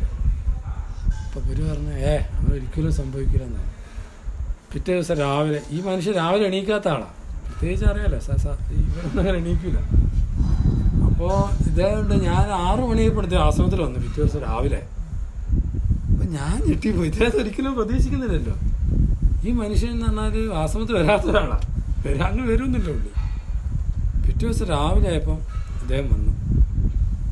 അദ്ദേഹം വന്നിട്ട് അയാളെ മുഖമൊക്കെ അങ്ങനെ വാടി, അയാളിങ്ങനെ ഒരു ഭയങ്കര സങ്കടമായി അദ്ദേഹത്തിന്. അയാളൊരു കൊല്ലംകാർ പ്രത്യേകിച്ച് അറിയാലോ, ഒരു പ്രത്യേക ഒരു ക്യാരക്ടറാണ്, ഭയങ്കര റഫാണ്. അദ്ദേഹം സ്റ്റേറ്റ് ടാക്സ് ഓഫീസറൊക്കെ അത് വേറെ ലെവലായിരിക്കും. ഇദ്ദേഹം ഇങ്ങനെ വന്നിരുന്ന് എന്നോട് പറഞ്ഞ്, എന്നെ തൊഴിലിട്ട് വന്ന് എന്നോട് ക്ഷമിക്കണം. ഞാൻ എന്താ സാർ എന്താ എന്നോട്, ഞാൻ എന്തിനാ ക്ഷമിക്കണ്ടേ? അല്ല, ഇന്നലെ വീട്ടിൽ വന്നപ്പോൾ ഞാൻ വളരെ കുറച്ച് ഇതായി സംസാരിച്ചു പോയി, ഇന്നലെ രാത്രി ഞാൻ ഉറങ്ങിയില്ല. ഞാൻ ഇങ്ങനെ ബ്രഹ്മേരി പറഞ്ഞെല്ലാം കേട്ടു. പിന്നെ ഞാൻ ചിന്തിച്ചപ്പോൾ എനിക്ക് തോന്നി ഞാൻ ചെയ്ത് വളരെ തെറ്റായിപ്പോയി, എനിക്ക് എന്നോട് മാപ്പ് തരണം. അപ്പോൾ ഞാൻ പറഞ്ഞു, എന്താ പറയുക, ഞാൻ പറഞ്ഞു ഞാൻ സാറിന് മാപ്പ് തരേണ്ട ആവശ്യമില്ല. സാർ ഗുരുവിനോട് മാപ്പ് ചോദിക്കും, എന്നോട് മാപ്പ് ചോദിക്കണം. കാരണം ഞാൻ സാറിനോട് എനിക്ക് ഒരിക്കലും വ്യക്തിപരമായിട്ട് സാറിനോടോ കുടുംബത്തിനോടോ ഒരു ദേഷ്യമോ അല്ലെങ്കിൽ പരിഭവോ പിണക്കമൊന്നുമില്ല. ഞാൻ സാറിൻ്റെ വീട്ടിൽ വന്ന എന്തിനാണ്? ഞങ്ങൾ ഓരോ വീടുകളിൽ പോകുന്നത് എന്തിനു വേണ്ടിയാണ്? ആ വീട്ടിലേക്ക് ഞങ്ങൾ ചെന്ന് അവിടെ പ്രാർത്ഥിച്ച് ഗുരു പറഞ്ഞ ചില സങ്കല്പങ്ങൾ ചെയ്യാനാണ് ഞങ്ങളവിടെ വരുന്നത്, പൈസ മേടിക്കാനല്ല. ആ സങ്കല്പം ഞങ്ങളവിടെ ചെയ്യും. നിങ്ങൾ ചിലപ്പോൾ പൈസ 1 ലക്ഷം തരും, ചിലപ്പോൾ ഒന്നും തരില്ല, ചിലപ്പോൾ ഞങ്ങൾ വഴക്ക് പറയും, ചിലപ്പോൾ ഞങ്ങളെ മോശമായിട്ട് നിങ്ങൾ സംസാരിക്കും. അതൊന്നും ഞങ്ങളെ ബാധിക്കുന്ന പ്രശ്നമല്ല. ഞങ്ങളവിടെ വരുന്നത് അവിടെ ഒരു തിരി കത്തിച്ച് പ്രാർത്ഥിച്ച് നിങ്ങൾക്ക് ഒരു നന്മ തരാൻ വേണ്ടിയാണ്, അല്ലേ? ഗുരുവിൻ്റെ ഒരു പ്രകാശം ഞങ്ങളെ വരിക എന്ന് ഗുരു വരുന്നതിന് തുല്യമാണ്. അപ്പം ഞങ്ങളവിടെ ഞങ്ങളെ അവിടെ ഗുരു അയക്കുന്നതും നിങ്ങളോട് പറയുന്നത് നിങ്ങളുടെ പൈസ മേടിക്കാനല്ല. പൈസ ഞാൻ ചോദിച്ചു എന്ന് ചോദിച്ചാൽ പൈസ ചോദിച്ചിട്ടുമില്ല. നിങ്ങൾ സ്ഥലം മേടിക്കുന്നുണ്ട്, അത് നമ്മളെല്ലാവരും കൂടി ചേർന്ന് നമുക്ക് ചെയ്യണം എന്നേ പറഞ്ഞുള്ളൂ. അല്ലാതെ അങ്ങോട്ട് എത്ര പൈസ തരണമെന്നോ പൈസ വേണമെന്നൊന്നും പറഞ്ഞിട്ടില്ല. അതൊരു അവകാശം എല്ലാ കുടുംബങ്ങൾക്കും കിട്ടണം, അത് ഗുരു പറഞ്ഞുകൊണ്ട് വന്ന് അറിയിക്കുകയാണ് സാറേ എന്ന് പറഞ്ഞു. പൈസ ചോദിച്ചു ഇല്ല. ഇതുകൂടി കേട്ടപ്പോൾ പുള്ളി കരഞ്ഞി. ഞാൻ പറഞ്ഞു, എനിക്ക് സാറിൻ്റെ പൈസ ഒന്നും വേണ്ട. എനിക്കിപ്പോൾ ചില വീട്ടിൽ നിന്ന് കുറേ പൈസ തരും, അവരോട് ഭയങ്കര സങ്കല്പം കൂടുതലും. പൈസ തരാത്ത വീട്ടിൽ പോയിട്ട് കുറച്ച് സങ്കല്പമൊന്നുമില്ല. ഒരു സന്യാസിയെ സംബന്ധിച്ച് അല്ലെങ്കിൽ ബ്രഹ്മേരിയെ സംബന്ധിച്ച് എന്തില്ല, കൂടുതലും കുറവൊന്നുമില്ല. ചിലപ്പോൾ നമ്മളെ ഒരുപാട് ഭക്ഷണം തരും. ചില വീട്ടിൽ നിന്ന് ചിലപ്പോൾ ചായയും കട്ടൻ ചായ പഴുപ്പോടെ അല്ലെങ്കിൽ ബിസ്ക്കറ്റ്. നമ്മളെ സംബന്ധിച്ച് നമുക്ക് തരുന്നതിൻ്റെ വലിപ്പമല്ല നോക്കുന്നത്. നമ്മൾ എവിടെ പോയാൽ ആ സാഹചര്യത്തിനനുസരിച്ച് നമ്മൾ കൈകാര്യം ചെയ്യും. ചായ നല്ല സൂപ്പർ, നല്ല പരിപ്പടം, അല്ലേ? നമ്മളൊരു സന്തോഷം നമുക്ക്. നല്ല ബിരിയാണി. അപ്പം എന്താ, നമ്മളെ സംബന്ധിച്ച് എന്ത് തന്നാലും ചിലപ്പോൾ കഴിക്കാൻ ചില ടേസ്റ്റ് ഉണ്ടോ ഇല്ലയെന്ന് നമ്മൾ നോക്കില്ല. നമ്മൾ കുറ്റം പറയാനും പാടുണ്ടോ? അയ്യോ അവിടെ പോയപ്പോൾ ചായയും പയമ്പൂരി ആയിപ്പോയി, ഞാനൊരു വിഷം കിട്ടും ചില. അങ്ങനൊന്നുമില്ല. ഞാനത് പറയുന്നത് നിങ്ങൾക്ക് മനസ്സിലാക്കാൻ വേണ്ടി പറയണം, അല്ലാതെ നിങ്ങളത് വേറെ രീതിയല്ല. പുള്ളി ഇങ്ങനെ കരഞ്ഞ്. ഞാൻ പറഞ്ഞു, കരയണ്ട, നമ്മളുടെ ദൗത്യം എന്ന് പറഞ്ഞാൽ അത് അവസാനം വേറെ അനുഭവം പറയാനുള്ള സമയമില്ല, അത് അടുത്ത പ്രാവശ്യം പറയാം. ഇപ്പോൾ സമയം 3:30. അപ്പോൾ നമ്മുടെ എന്താണ് ഇതിനോട് റിലേറ്റഡായിട്ട് മാത്രമേ പറഞ്ഞുള്ളൂ. അപ്പം ആ സാറ് അവിടെ വന്ന് പൊട്ടിക്കരഞ്ഞ് പിറ്റേ ദിവസം രാവിലെ ആൾ വന്നെന്നുണ്ടാ അദ്ദേഹത്തെ മനസ്സിലായില്ലേ? അദ്ദേഹം പോകാൻ നേരത്ത് ഞാൻ ഇന്നലെ പറഞ്ഞ വാക്കവിടെ പാലിച്ച് വലിയൊരു പൈസയാണ് പറഞ്ഞത്. പൈസ ഞാൻ പറയില്ല. എന്താണ് സംഭവിച്ചത്? ഞാൻ അവരോട് പറഞ്ഞില്ലേ ഇയാൾ ഏറ്റവും കൂടുതൽ പൈസ തരുമെന്ന്. ആരെങ്കിലും അങ്ങനെ പറയോ? നമ്മളെ വീട്ടിൽ നിന്ന് ഒരാൾ, ചില ആൾക്ക് പറയും സ്വാമി എന്ത് വേണേലും ചെയ്യട്ടോ, കുറ്റം പറയില്ല, അത് നമുക്ക് കേൾക്കാം. അപ്പം നമ്മൾ ശരി സാർ എന്ത് വേണേൽ ചെയ്തോ, നമ്മളൊന്നും പറയില്ല. പക്ഷെ അപ്പം നമ്മളെന്താ പറയാടാ ഇവിടെ എല്ലാം ചെയ്യട്ടോ എന്ന് അറിയില്ലേ, ഞാൻ പറയില്ല, നമുക്കറിയാം അത് വേറെ ഉണ്ടാവില്ല. പക്ഷെ നമ്മളെ അവിടെ നിന്ന് ഒരാൾ വിഷമിപ്പിച്ച് ഇറക്കി വിട്ടിട്ടുണ്ടെങ്കിൽ അവിടെ നമ്മൾ പറയും, ഞാൻ അവരോട് പറയും നിങ്ങൾ എഴുതി വെച്ചോ, നിങ്ങൾ പുസ്തകത്തെ എഴുതി വെച്ചോ, ഈ മനുഷ്യൻ നമുക്ക് ഏറ്റവും കൂടുതൽ പൈസ തരും. പിറ്റേ ദിവസം അയാൾ വന്നിട്ട് അത്രയും പൈസ എഴുതാം, അതെന്തുകൊണ്ട് അയാൾ തന്നെ. അതാ ഞാൻ പറഞ്ഞു, നമ്മുടെ ആ മനസ്സിൻ്റെ അല്ലോ, നമ്മൾ അദ്ദേഹം പറഞ്ഞ വാക്കുകൾ എന്ന് പറഞ്ഞാൽ എന്താ ഒരു വിഷയം. ഞാൻ നേരത്തെ നിങ്ങൾ പറഞ്ഞില്ല, അത് വലിയൊരു വിഷയമാണത്, അത് ചെറുതാക്കി പറയേണ്ടതല്ല, വലിയ വിഷയമാണത്. നാളെ നമുക്കും തോന്നും അങ്ങനെയാണ്, അങ്ങനെയല്ല. ഈ പരമ്പരയ്ക്ക് ഗുരുവിനൊരു കരുതലും ഗുരുവിന് ഇതുണ്ട്, അതനുസരിച്ച് ഇത് പോവുള്ളൂ. അല്ല നമ്മൾ കാണുന്ന സന്യാസിമാരെന്ന് പറഞ്ഞാൽ വെള്ളം കുടിക്കാതെ അങ്ങനെ നമ്മൾ ധ്യാനത്തിൽ 4 മണിക്ക് എണീക്കണം അല്ലേ. ചില സ്വാമിമാർ സുഖമില്ലാത്ത പല ആളുകളുണ്ടാവും. നമ്മൾ എല്ലാവരും ഒരുപോലെ അങ്ങനെ ചിന്തിക്കരുത്.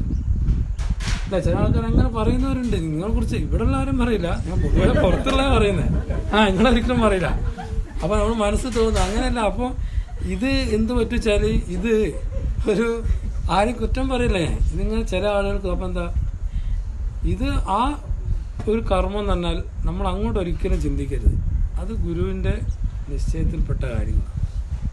അപ്പോൾ അങ്ങനെ പറഞ്ഞ വീടുകളിലും ഞാൻ എത്രയോ ആൾക്കാർ എനിക്ക് അനുഭവമുണ്ട്. ഓരോ സന്യാസിമാരെ കുറിച്ച് അങ്ങനെ പറഞ്ഞ ആളുകൾ ഈ പരമ്പരയിൽ വിട്ടുപോയിട്ടുണ്ട്, ഇല്ലെങ്കിൽ അവർക്ക് വരാൻ പറ്റാതായിട്ടുണ്ട്. അവരുടെ കുടുംബത്തിൽ കുട്ടികളൊക്കെ വഴിതെറ്റിപ്പോയി. അങ്ങനെ പറയുന്നേ, ഞാൻ പറയാൻ പാടില്ല. അതെന്താണ്, നമ്മളൊരിക്കലും നമ്മളൊരു ഞാനങ്ങനെ പറയാൻ പാടില്ല, ഞാൻ സന്യാസി എന്നാലും പറയാം, അങ്ങനെ സന്യാസിമാരെ കുറിച്ച് അങ്ങനെ ഒരിക്കലും നമ്മൾ അങ്ങനെ ചിന്തിക്കുകയോ പ്രവർത്തിക്കാനോ ഒന്നും പാടില്ല. അപ്പം അദ്ദേഹത്തിന് ആ രാവിലെ അദ്ദേഹത്തിനുള്ളിൽ രാത്രി അദ്ദേഹത്തിന് ചിലപ്പോൾ എന്തോ ഒരു ബോധോദയം ഉണ്ടായി. അദ്ദേഹം ചിന്തിച്ച് അല്ലേ, അദ്ദേഹം എന്തൊക്കെയാ പറഞ്ഞത്, എനിക്ക് കൂടുതലൊന്നും എനിക്ക് ഇവിടെ പറയാൻ പറ്റില്ല. അങ്ങനെയൊക്കെ ഇപ്പോൾ ഞാൻ സിമ്പിളായിട്ട് പറഞ്ഞു, അദ്ദേഹം പൈസ ചിലവാക്കാൻ എന്തൊക്കെ പറഞ്ഞാലും അപ്പം അദ്ദേഹത്തെ കറക്റ്റ് മറുപടി അവിടെ കൊടുത്താണ്ടോ. ആ മറുപടി എന്ന് പറഞ്ഞാൽ നമ്മുടെ പരമ്പര നാളെ ഈ ലോകം കീഴടക്കുമെന്ന് പറയുന്നത് എന്തുകൊണ്ടാണ്? നമ്മുടെ ഗുരുപൂജ എന്ന കർമ്മങ്ങളാണ്. ഇല്ലെങ്കിൽ നമുക്കൊന്നും ചെയ്യാൻ പറ്റില്ല. പറ്റുമോ? ഗുരുപൂജ എന്ന കർമ്മം നമുക്കില്ലെങ്കിൽ നമുക്കൊന്നും ചെയ്യാൻ പറ്റില്ല. നമ്മൾ ഇവിടെ ഈ ക്രിസ്തുവിൻ്റെയും നബീൻ്റെയും പരമ്പര പോലെയാവും. നമ്മൾ കുറച്ച് കഴിയുമ്പോൾ നമ്മൾ ഇതിനൊക്കെ അപ്പം തന്നെ മോശമാണ്. അപ്പോൾ ആ ഗുരുപൂജ എന്ന് പറയുന്ന ആ കർമ്മം, ഗുരു നമുക്ക് ദൈവത്തിൽ നിന്ന് അനുവാദം കിട്ടിയത് ഈ പരമ്പരയ്ക്കാണ്. അപ്പോൾ ആ പരമ്പരയിലെ പുതിയ പുതിയ തലമുറകളിലൂടെ ഒരു 300, 400, 350 വർഷം കഴിയുമ്പോഴേ യഥാർത്ഥത്തിലുള്ള ഒരു ഗൃഹസ്ഥൻ അല്ലേ, ആ ഗൃഹസ്ഥനാണ് ആരും ഒന്നും എനിക്കുണ്ടായി അങ്ങനെയുള്ളൊരു സന്യാസി. മനസ്സിലായില്ലേ? അല്ല ഇവിടെ നമ്മൾ സന്യാസിമാരെ കുറ്റം പറഞ്ഞ കാര്യമില്ല, പാടുണ്ടോ? ആ ഉത്തമനായ ഒരു ഗൃഹസ്ഥാശ്രമിയിൽ ആ റേഞ്ച് നിൽക്കുന്ന ഒരു ഉത്തമനായ സന്യാസിയെ വന്ന് ജനിക്കും. അപ്പം എന്ത് സംഭവിക്കും? ആ ഗൃഹസ്ഥാശ്രമവും സന്യാസത്തിൻ്റെയും കൂടിച്ചേരലിലാണ് എന്ത് സംഭവിക്കുന്നത്? ഈ പരമ്പര വളരുന്നത്. ആ സന്യാസത്തിന് മാത്രമല്ല, ഈ ഇരിക്കുന്ന ഗൃഹസ്ഥാശ്രമങ്ങളിലാണ് അതിൻ്റെ ഏറ്റവും വലിയ കർമ്മം ഇരിക്കുന്നത്. അപ്പം നമ്മളിങ്ങനത് പറഞ്ഞു ഇത്ര നമ്മൾ പറഞ്ഞിട്ട് കാര്യമുണ്ടോ? ചെയ്യേണ്ടത് ഇരിക്കുന്നവരല്ലേ അല്ലേ? അപ്പം നമ്മളതിനെ ചെയ്യുന്നില്ല അല്ല. അപ്പം നമ്മളെ സംബന്ധിച്ച് നമ്മുടെ ജീവിതത്തിൽ നമുക്ക് എന്തുണ്ടാവണം? ആ ഒരു കർമ്മം നമുക്കുണ്ടാവണം. ഇതിൻ്റെ ഇപ്പം 2-3 അനുഭവം ഞാൻ പറഞ്ഞില്ലേ, മനസ്സിൽ വിചാരിക്കാത്ത ഒരു കർമ്മങ്ങൾ അവിടെ സംഭവിച്ചു ഈ സ്ഥലം എടുക്കൽ ബന്ധപ്പെട്ട്. അപ്പോൾ ആ സ്ഥലം രജിസ്റ്റർ ചെയ്ത് ഗുരുവിന് സമർപ്പിക്കാൻ എനിക്ക് നിൽക്കാൻ പറ്റിയില്ല. പക്ഷേ രജിസ്റ്റർ ചെയ്യുന്ന സമയത്ത് ഞാൻ അവിടെ ഉണ്ടായിരുന്നു. ഗുരുവിൻ്റെ പേരിലൊക്കെ ആക്കിയതിന് ശേഷമാണ് ഞാൻ ട്രാൻസ്ഫർ ചെയ്തത്. അപ്പോൾ നമ്മളെ സംബന്ധിച്ച് അങ്ങനെ ട്രാൻസ്ഫർ ചെയ്ത് അപ്പോൾ നമ്മളവിടെ പ്രവർത്തിച്ച് കഴിഞ്ഞപ്പോൾ അവിടെ ഒരു എന്താ പറയുക, ആ ഒരു ഗുരുവിന് ഭയങ്കര ഒരു തൃപ്തിയായി. മനസ്സിലായില്ലേ? ഗുരുവിൻ്റെ ഉള്ളിൽ ഭയങ്കര ഒരു സന്തോഷം ഉണ്ടായി. മനസ്സിലായോ? അപ്പം അങ്ങനെ ഒരു തൃപ്തി നമ്മുടെ ജീവിതത്തിൽ ഉണ്ടാവണം. നമ്മൾ ചെയ്യുന്ന പ്രവൃത്തി നമുക്കൊരു ഗുരുവിനൊരു തൃപ്തി ഉണ്ടാവണ്ടേ. അപ്പോൾ ആ രീതിയെ നമ്മൾ മനസ്സിൽ നമ്മൾ കൊണ്ടുപോകണം. അപ്പോൾ ഞാനവിടെ ട്രാൻസ്ഫർ ആയി കഴിഞ്ഞാൽ പിന്നെ അവിടുന്ന് മാറ്റിയ സമയത്ത് ശിശുപൂജ എടുത്ത് ഞാൻ ചെന്ന് 4 വർഷം ഇവിടെ വന്നതല്ലേ. അപ്പോൾ കുറേ അനുഭവമുണ്ട്. ഞാൻ ഒരാഴ്ചയായിട്ട് ഇങ്ങനെ പറയാം. അപ്പോൾ ശിശുപൂജ എൻ്റെ അടുത്ത് ചോദിക്കുകയാണ്, അത് ബ്രഹ്മചാരിയാണ് മോനെ, നീ അവിടുന്ന് പോയാൽ അവർക്കൊക്കെ വിഷമാവില്ലെന്ന് ചോദിച്ചു.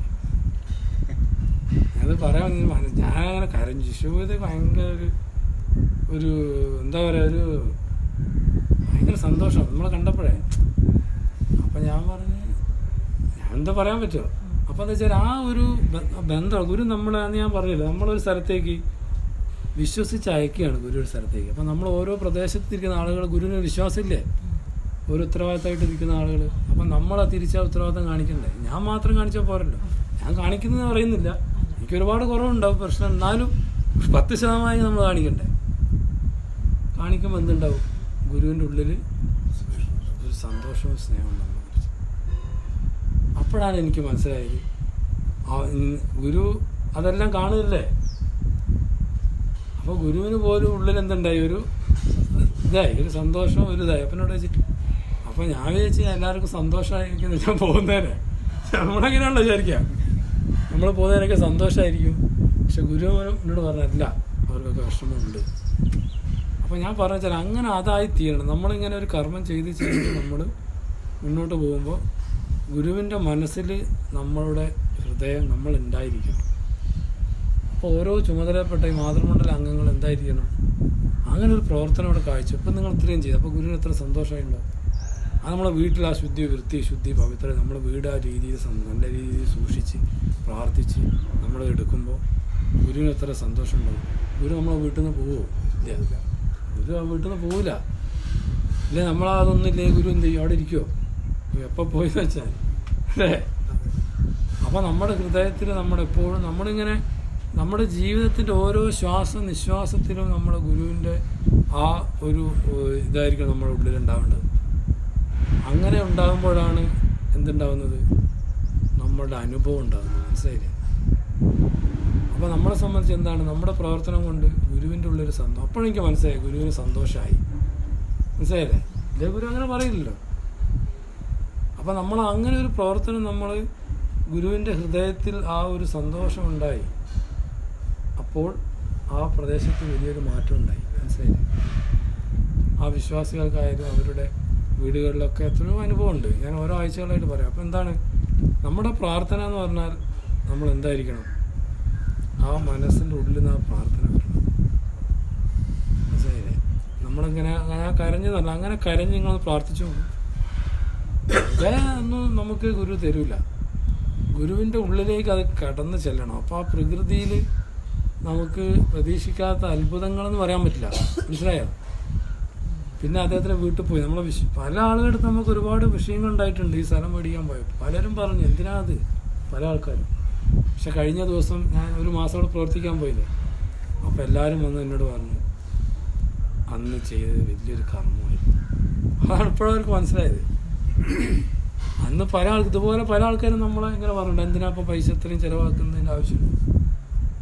പക്ഷെ നമ്മളൊന്ന് നോക്കിയുള്ളൂ, ഗുരുവിൻ്റെ ആഗ്രഹം സാധിപ്പിച്ചു കൊടുക്കുമ്പോൾ നമുക്ക് ഒരുപാട് വിഷമങ്ങളുണ്ടാകും. മനസ്സിലായില്ലേ. ഗുരുവിന് വേണ്ടി. അപ്പോൾ നമ്മൾ ഗുരുവിന് വേണ്ടിയാണ് നമ്മളിപ്പോൾ ഈ പ്രാർത്ഥനാലയത്തിലായാലും ഇവിടുത്തെ ഓരോ കാര്യം ചെയ്യുന്നത് നമുക്ക് വേണ്ടിയാണോ, ഗുരുവിൻ്റെ ഒരു കാര്യമാണ്. അപ്പോൾ നമ്മൾ ചെയ്യുമ്പോൾ നമുക്ക് നല്ല ആളുകൾ ഇവിടെ സ്നേഹമൊന്നും കിട്ടിയെന്നില്ല. ചിലപ്പോൾ പലരും കുറ്റം പറയും, എല്ലാ ഞായറാഴ്ചയും പോകുന്നതിനല്ലേ ആദരവോണ്ടന കാര്യമൊക്കെ പോകണമെങ്കിൽ എന്തിനാ അങ്ങനെ പറയുന്നല്ലോ. ചിലപ്പോൾ അങ്ങനെ തോന്നും. അപ്പം നമ്മളെ സംബന്ധിച്ച് നമ്മൾ വരുന്നത്, ഇപ്പം നമ്മൾ ഇത്രയും ഓടി വന്ന് എന്തിനാ, നമ്മുടെ ഈ സത്സംഗം നമുക്ക് മുടങ്ങാതെ കൊണ്ടുപോകണം, വേണ്ടേ. അല്ലേ നമുക്കിപ്പോൾ അങ്ങനെ ഇവിടെ ഇരുന്ന് സംസാരിക്കേണ്ട ആവശ്യമുണ്ടോ. അവിടെ ഇല്ല മാഷല്ലേ, നമ്മൾ അവിടെ പോയിട്ട് ഇതായി പറയല്ല, 2-3 മണിക്കൂർ പോയി ശരിക്കും വയ്യ. പക്ഷെ എന്നാലും നമ്മളുടെ ആ ഗുരുവിൻ്റെ ഒരു സ്നേഹം പങ്കുവെക്കുകയാണ്. ഈ പങ്കുവെക്കലാണ് യഥാർത്ഥം നമ്മുടെ ഹൃദയത്തിലേക്ക് ആ അനുഭവങ്ങൾ ഇറങ്ങി ചെല്ലുകയാണ്. മനസ്സിലായി. അതിൻ്റെ അകത്ത് വലിയൊരു ആശയം നമുക്ക് കിട്ടുന്നില്ലേ. അല്ലാതെ ഞാനിപ്പോൾ എന്തെങ്കിലും നിങ്ങൾ കരഞ്ഞ് പ്രാർത്ഥിക്കണം എന്നാൽ ഗുരു വിളി കേൾക്കുമെന്ന് പറഞ്ഞാൽ പ്രായോഗികമായൊരു അനുഭവത്തിലൂടെ ആശയം പറയുന്നതേ ലോകം എടുക്കുകയുള്ളൂ, അല്ലേ. അല്ല തിയറിയായിട്ട് ഞാൻ നിങ്ങളെല്ലാവരും ഇതൊന്നും അനുഭവമൊന്നും ഇല്ലേ. ഞാൻ പറയാം, എല്ലാവരും ഭക്ഷണം വരുമ്പോൾ കണ്ണടച്ച് കൈ നോക്കി പ്രാർത്ഥിക്കണം. അപ്പോൾ നിങ്ങൾ കരയണം. അപ്പോൾ കരഞ്ഞു കഴിയുമ്പോൾ നിങ്ങൾക്ക് ഇതിൻ്റെ കണ്ണുനീര് വരും. അപ്പോൾ നിങ്ങൾ ഗുരു കേൾക്കുന്ന പറഞ്ഞാൽ നിങ്ങളായിരിക്കും ഇവരൊരു സാധനം എന്തൊക്കെയാ പറയുന്നത്. ഇത് എൻ്റെ ഒരു അനുഭവത്തിലൂടെ ഞാൻ ഈ ആശയം പറഞ്ഞപ്പോൾ നിങ്ങൾക്ക് അത് മനസ്സിലാവും, അല്ലേ. കഴിഞ്ഞ ആഴ്ച 2 അനുഭവം പറഞ്ഞു. അത് കർമ്മത്തിൻ്റെ ഭാഗത്തും അപ്പോൾ എന്താ അല്ല ഞാൻ നിങ്ങളോട് പറയണേ കർമ്മം ചെയ്യണം പുണ്യം അത് ഇതെന്നൊക്കെ പറഞ്ഞ് ഗുരു കാണുന്നൊക്കെ പറഞ്ഞാൽ അപ്പോൾ നമ്മുടെ ശാന്തിഗിരി നമ്മളെപ്പോഴും ഞാൻ എപ്പോഴും ആശയപരമായ ചില കാര്യങ്ങൾ പറയാറുണ്ടെങ്കിലും കൂടുതലും നമ്മൾ എന്താ പറയുന്നത് നമ്മുടെ അനുഭവത്തിലൂടെ പ്രായോഗികമായ ആത്മീയതയാണ് ഗുരു നമ്മളെ പഠിപ്പിച്ചത് അല്ലേ. അല്ലാതെ നമ്മൾ സ്റ്റേജിനോട് കയറി നിന്ന് മണിക്കൂറോളം ചതുർയുഗ മന്വന്തരങ്ങൾ സത്യത്ര എന്നൊക്കെ പറഞ്ഞു കഴിഞ്ഞാൽ നിങ്ങളൊരു സ്വാമിക്ക് വേറെ പണിയുണ്ട് എന്താ ചെയ്യുക നമുക്ക് വീട്ടിൽ പോകണം. ഇപ്പം നിങ്ങൾക്ക് വീട്ടിൽ പോകാൻ തോന്നുന്നുണ്ടാവില്ല. ഇപ്പോൾ തോന്നില്ല. കാരണം എന്താ അപ്പോൾ നിങ്ങൾക്ക് തോന്നി ഇവിടെ ഇരിക്കണം ഇത് കേൾക്കണം എന്നുള്ളൊരു ആഗ്രഹം ഉള്ളിൽ വന്ന് എന്തുകൊണ്ടാണ് അത് നമ്മുടെ ആ സത്സംഗത്തിലൂടെ ഗുരു നമ്മുടെ ജീവനിലേക്ക് ഇപ്പോൾ എന്നിലൂടെയാണ് പറയുന്നതെങ്കിലും അതും പറയുന്നത് ആരാണ്? ഗുരുവാണ്. ശരി, ഞാനല്ല അത് പറയുന്നു. രാവിലത്തെ മീറ്റിംഗ് അങ്ങനെ തന്നെ നമ്മൾ ഓരോ കാര്യങ്ങൾ പറയുമ്പോൾ നമ്മൾ പോലും അത്ഭുതപ്പെടുകയാണ്. കാരണം അത് ഗുരുവായിട്ട് പറയിക്കുക, അവിടേക്ക് വേണ്ട കാര്യങ്ങൾ അവിടെ പറയുന്നത്. അപ്പോൾ ഈ സത്സംഗം എന്ന് പറയുമ്പോൾ ഇതിങ്ങനെ നമ്മൾ എന്താ പറയുക ഇതിലൂടെ നമ്മൾ ഈ എന്താ പറയുക ആശ്രമത്തിൻ്റെ മുഖച്ഛായ തന്നെ മാറ്റിയെടുക്കണം. ശരി, അപ്പോൾ നമ്മുടെ ജീവിതത്തിൽ നമുക്ക് എന്താണ് ഇനിയിപ്പം സമയം ഒരുപാട് വൈകി, അതുകൊണ്ട് ഞാൻ ദീർഘിപ്പിക്കുന്നത് എല്ലാവരും തന്നെ അടുത്ത ആഴ്ച ഈ രണ്ടാമത്തെ ഞായറാഴ്ച നമ്മൾ എന്തായാലും ഒരു പ്രാർത്ഥനയ്ക്ക് പോകും. അപ്പോൾ എന്ത് ചെയ്യണം? അവിടെ കർമ്മം ചെയ്ത് നിങ്ങൾ എന്ത് ചെയ്യണം? ഈ 3 മണി വരെ അല്ലേ. കഴിഞ്ഞ ഒരു മാസം അങ്ങനെ പറ്റിയില്ല, എല്ലാവരും പോയി. അപ്പോൾ കുറച്ച് ലേറ്റായി. അപ്പോൾ ഇത് മുടങ്ങിക്കഴിഞ്ഞാൽ പിന്നെ തിരിച്ചെടുക്കാൻ പാടാണ്. പിന്നെ അല്ലെങ്കിൽ ഞാനിപ്പോൾ വന്നില്ലെങ്കിൽ അടുത്ത ആഴ്ച കഴിഞ്ഞ സ്വാമി ഉണ്ട്, അങ്ങനെ നമ്മളെ ലാഗായിപ്പോകും. അപ്പം നമ്മുടെ ജീവിതത്തിൽ നമ്മുടെ ഏറ്റവും വലിയൊരു കർമ്മമാണ് ഈ ഗുരുവിൻ്റെ നമ്മുടെ അനുഭവങ്ങൾ. അത് ഇനിയും എനിക്ക് ഒരുപാട് അനുഭവങ്ങൾ ഗുരുവിൻ്റെ അടുത്ത് നമുക്കെല്ലാവർക്കും ഉണ്ട്, എനിക്ക് മാത്രമല്ല.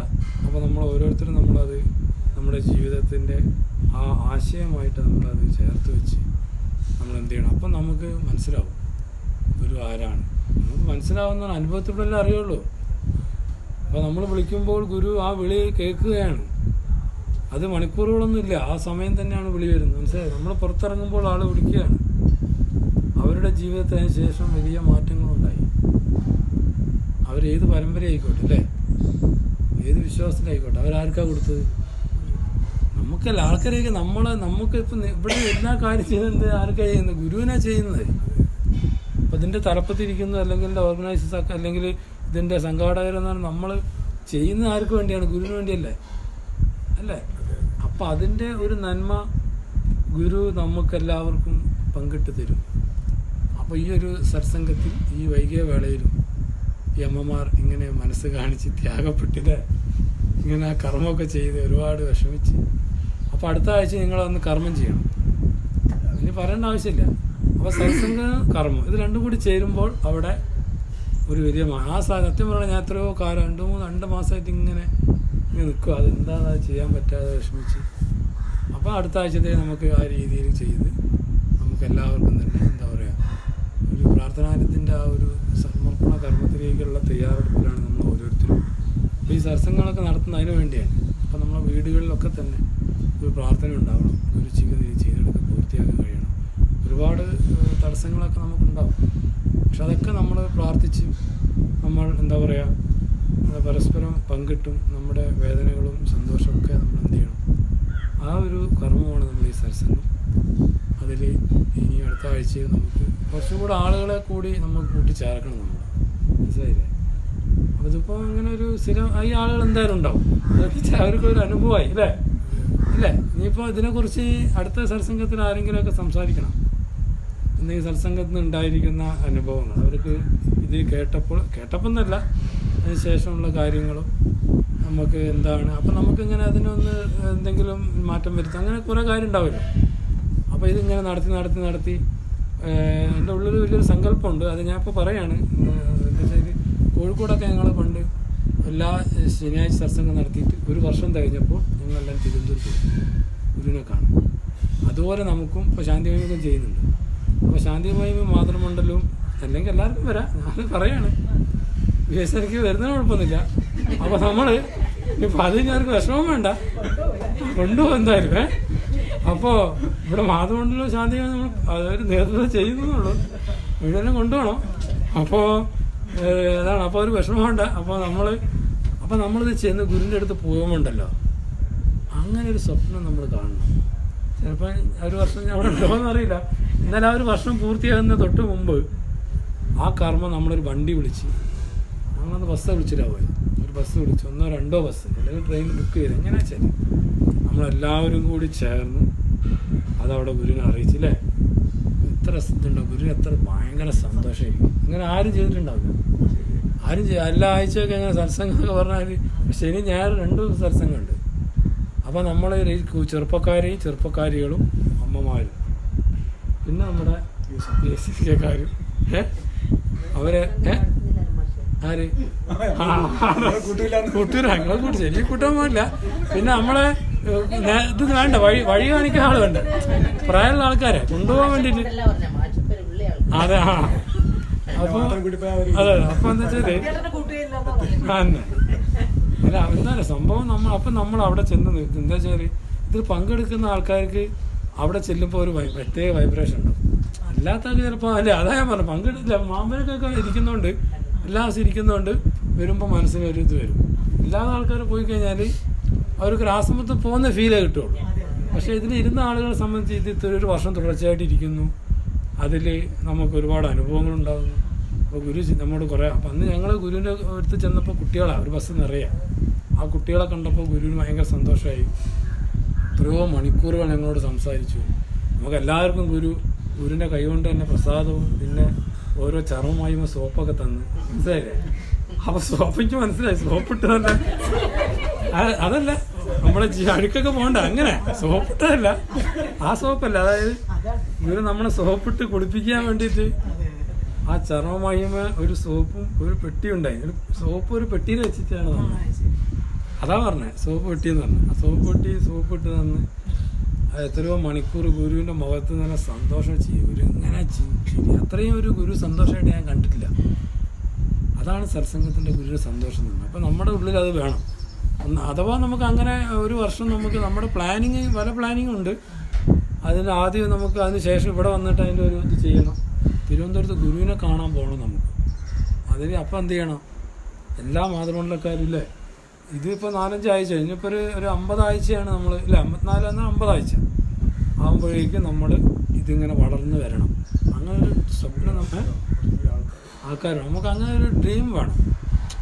അല്ലാതെ നമ്മൾ ഇതിങ്ങനെ ചെയ്തു പോകുന്നതല്ല. അപ്പോൾ ചിലപ്പോൾ ചില ആൾക്കാർക്ക് വേറെ ഐഡിയ വരും. എൻ്റെ ഒരു ഐഡിയ ഞാൻ പറഞ്ഞെന്നുള്ളൂ. ഗുരുവിൻ്റെ അടുത്ത് പോകുമ്പോൾ നമ്മൾ എന്തൊക്കെ ചെയ്യണം, അതിനുള്ള പല കാര്യങ്ങൾ. അപ്പോൾ അതിന് മുമ്പേ നമ്മൾ ഗുരുവിനെ അറിയിച്ച് അനുവാദമൊക്കെ മേടിച്ച് ഇല്ല സിസ്റ്റത്തിൽ അങ്ങനെ പറഞ്ഞു വരുമ്പോൾ അവിടെ തന്നെ ഒരു ചിലപ്പോൾ അത് നാളെ മറ്റുള്ള ഏരിയകളിൽ ഇതൊരു മാതൃകയായിട്ട് അവർ എടുക്കും, മനസ്സിലായില്ലേ. അപ്പം നമ്മളിവിടെ ചെയ്യുന്ന കർമ്മം ചെറിയ സംഭവമല്ല. നമ്മൾ അവസാനത്തേക്ക് ഞാൻ ഇപ്പോഴത്തേക്ക് പറഞ്ഞതാണ്. അപ്പോൾ നിങ്ങളങ്ങനെ പറയണം മറ്റുള്ളവരോട്, നമുക്കിങ്ങനെ അടുത്ത ഞായറാഴ്ച എല്ലാവരും വരണം അല്ലേ, അമ്മമാർ വന്ന്. ഇതിപ്പോൾ നമ്മൾ ഇത്ര ആളുണ്ട് ഇവിടെ വെച്ച് നടത്തുന്നത്, ഇല്ലേ നമ്മൾ അവിടെ വെച്ച് നടത്തുന്നത് അല്ലേ, ആളില്ലല്ലോ. ഇത് നമ്മൾ പറയണേ കേട്ടോ. ഗുരുവിൻ്റെ അടുത്ത് ചെല്ലുമ്പോൾ നമ്മളിങ്ങനെ ഒരു അവകാശിയെ പോലെ നിൽക്കണ്ടേ. നിങ്ങൾ ഞാൻ എല്ലാവരും പേര് എഴുതണം. ബുക്ക് വാങ്ങിച്ചോ നിങ്ങൾ.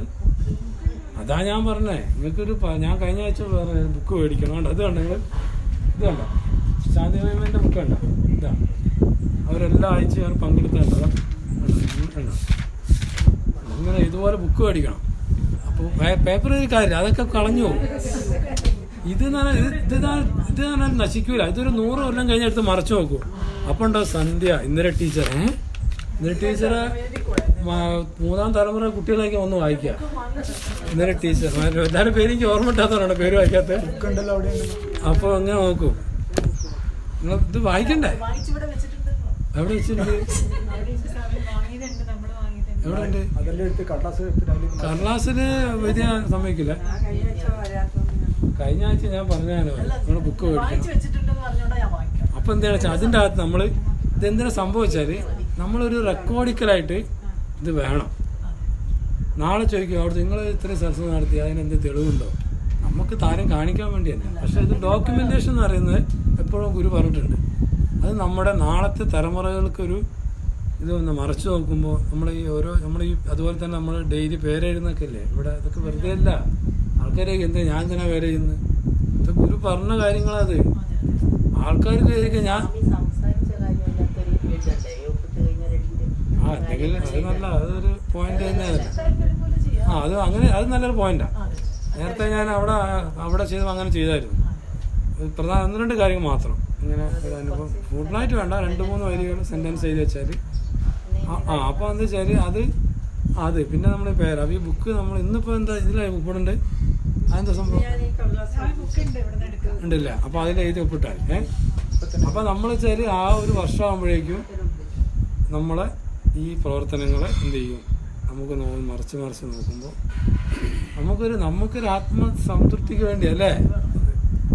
അപ്പോൾ നമ്മുടെ മനസ്സിൽ ഞാൻ അപ്പോൾ പറയാം അവരോട് പറയുന്നത് പങ്കെടുക്കും. അപ്പോൾ നമ്മൾ മാക്സിമം ആൾക്കാരെ പങ്കെടുപ്പിക്കാൻ നമുക്ക് എന്ത് ചെയ്യാൻ പറ്റും. അതാണ് ഗ്രൂപ്പിലൊക്കെ ഇട്ട് കഴിഞ്ഞാൽ എന്താ വെച്ചാൽ പിന്നെ ആൾ വരില്ല. നമ്മൾ ഈ വോയിസ് ക്ലിപ്പ് നിങ്ങൾ ഗ്രൂപ്പിലിട്ട് വെക്ക്, ആൾക്കാരേക്ക് അവിടെ പോകണ്ട. ഇപ്പം ഇരിക്കുന്ന ആളുകളെ സംബന്ധിച്ച് അവരിപ്പോൾ നമ്മളിപ്പോൾ എല്ലാവരും ഇപ്പോൾ അങ്ങനെ ചിന്തിക്കുന്ന ആളുകളൊന്നും അവരൊക്കെ കേൾക്കുന്നുണ്ട്, കുഴപ്പമില്ല, എനിക്ക് തോന്നുന്നതാണ്. അപ്പോൾ എല്ലാവരും എന്ത് ചോദിച്ചാൽ വരുമോ? ഞാൻ പറഞ്ഞത് ശരിയാണോ?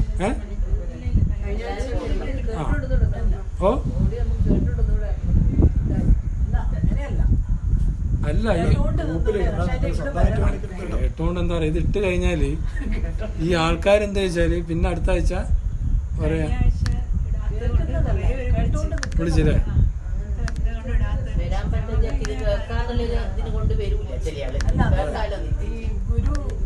നമ്മള് പണ്ടൊക്കെ ആശ്രമത്തിൽ പോയപ്പോ ഗുരു എപ്പോഴും എല്ലാവരെയും ഹാളിൽ ഇരുത്തി കഴിഞ്ഞിട്ട് ഗുരു സംസാരിക്കും. എന്നിട്ട് നമ്മളോട് ഓരോരുത്തരോടും ചോദിക്കും, അല്ലടാ എങ്ങനെയാണ് എന്ന് നമ്മൾ പറയുകയും ചെയ്യും. അതിനുശേഷം മാത്രമേ ഗുരുദർശനം പോലും ഓരോരുത്തരെ വിളിക്കുള്ളൂ. അപ്പൊ ഇത് ആ ഒരു ഫീലിംഗ് അല്ലേ. കാരണം സ്വാമി സംസാരിക്കുമ്പോൾ ഗുരു സംസാരിക്കുന്നത് തന്നെയല്ലേ. അപ്പൊ അത് അനുഭവം എല്ലാവർക്കും കിട്ടണം. അല്ല അത് നമുക്ക് അതിനെ കുറിച്ച് നോക്കാം. വെച്ചാൽ ഈ ആളുകൾ നമ്മളെ മാക്സിമം പങ്കെടുപ്പിക്കണം. അല്ല സന്ധിച്ച് ഒരാഴ്ച വന്നിട്ട് പിറ്റത്തെ ആഴ്ച വരണം. അങ്ങനെ വരാം. നമുക്ക് പല ബുദ്ധിമുട്ടുകളും പ്രയാസങ്ങളും അതെ അതാവുന്നുണ്ട്. പക്ഷെ എന്നാലും ഗ്രൂപ്പിൽ എല്ലാ ഗ്രൂപ്പിലും ഇട്ട് കഴിഞ്ഞാല് ഇത് മാതൃമണ്ഡലക്കാര് ചിലപ്പം അങ്ങനെ അതില് കേൾക്കാലോ. പിന്നെ കഷ്ടപ്പെട്ട് എത്രയും കഷ്ടപ്പെട്ടു പിന്നീട് കുറച്ച് കഴിഞ്ഞിട്ട് നമുക്ക് ഇടക്കിടക്ക് ഇങ്ങനെ ഇടാം. അതൊരു സത്സംഗത്തിൻ്റെതാണ് എന്ന് വരരുത്. അതന്നെ സ്വാമി സംസാരിച്ച കാര്യങ്ങൾ കേട്ടോ. കുറച്ച് 2-3 ആഴ്ച ഇങ്ങനെയുള്ള ഈ പ്രഭാഷണങ്ങള് റെക്കോർഡ് ചെയ്ത് വെച്ച് സൂക്ഷിച്ച് വെച്ചിട്ട് വേണോ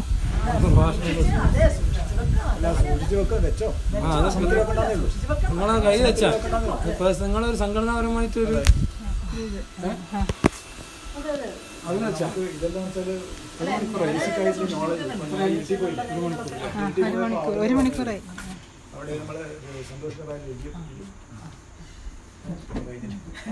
റെക്കോർഡിംഗ് അവിടെ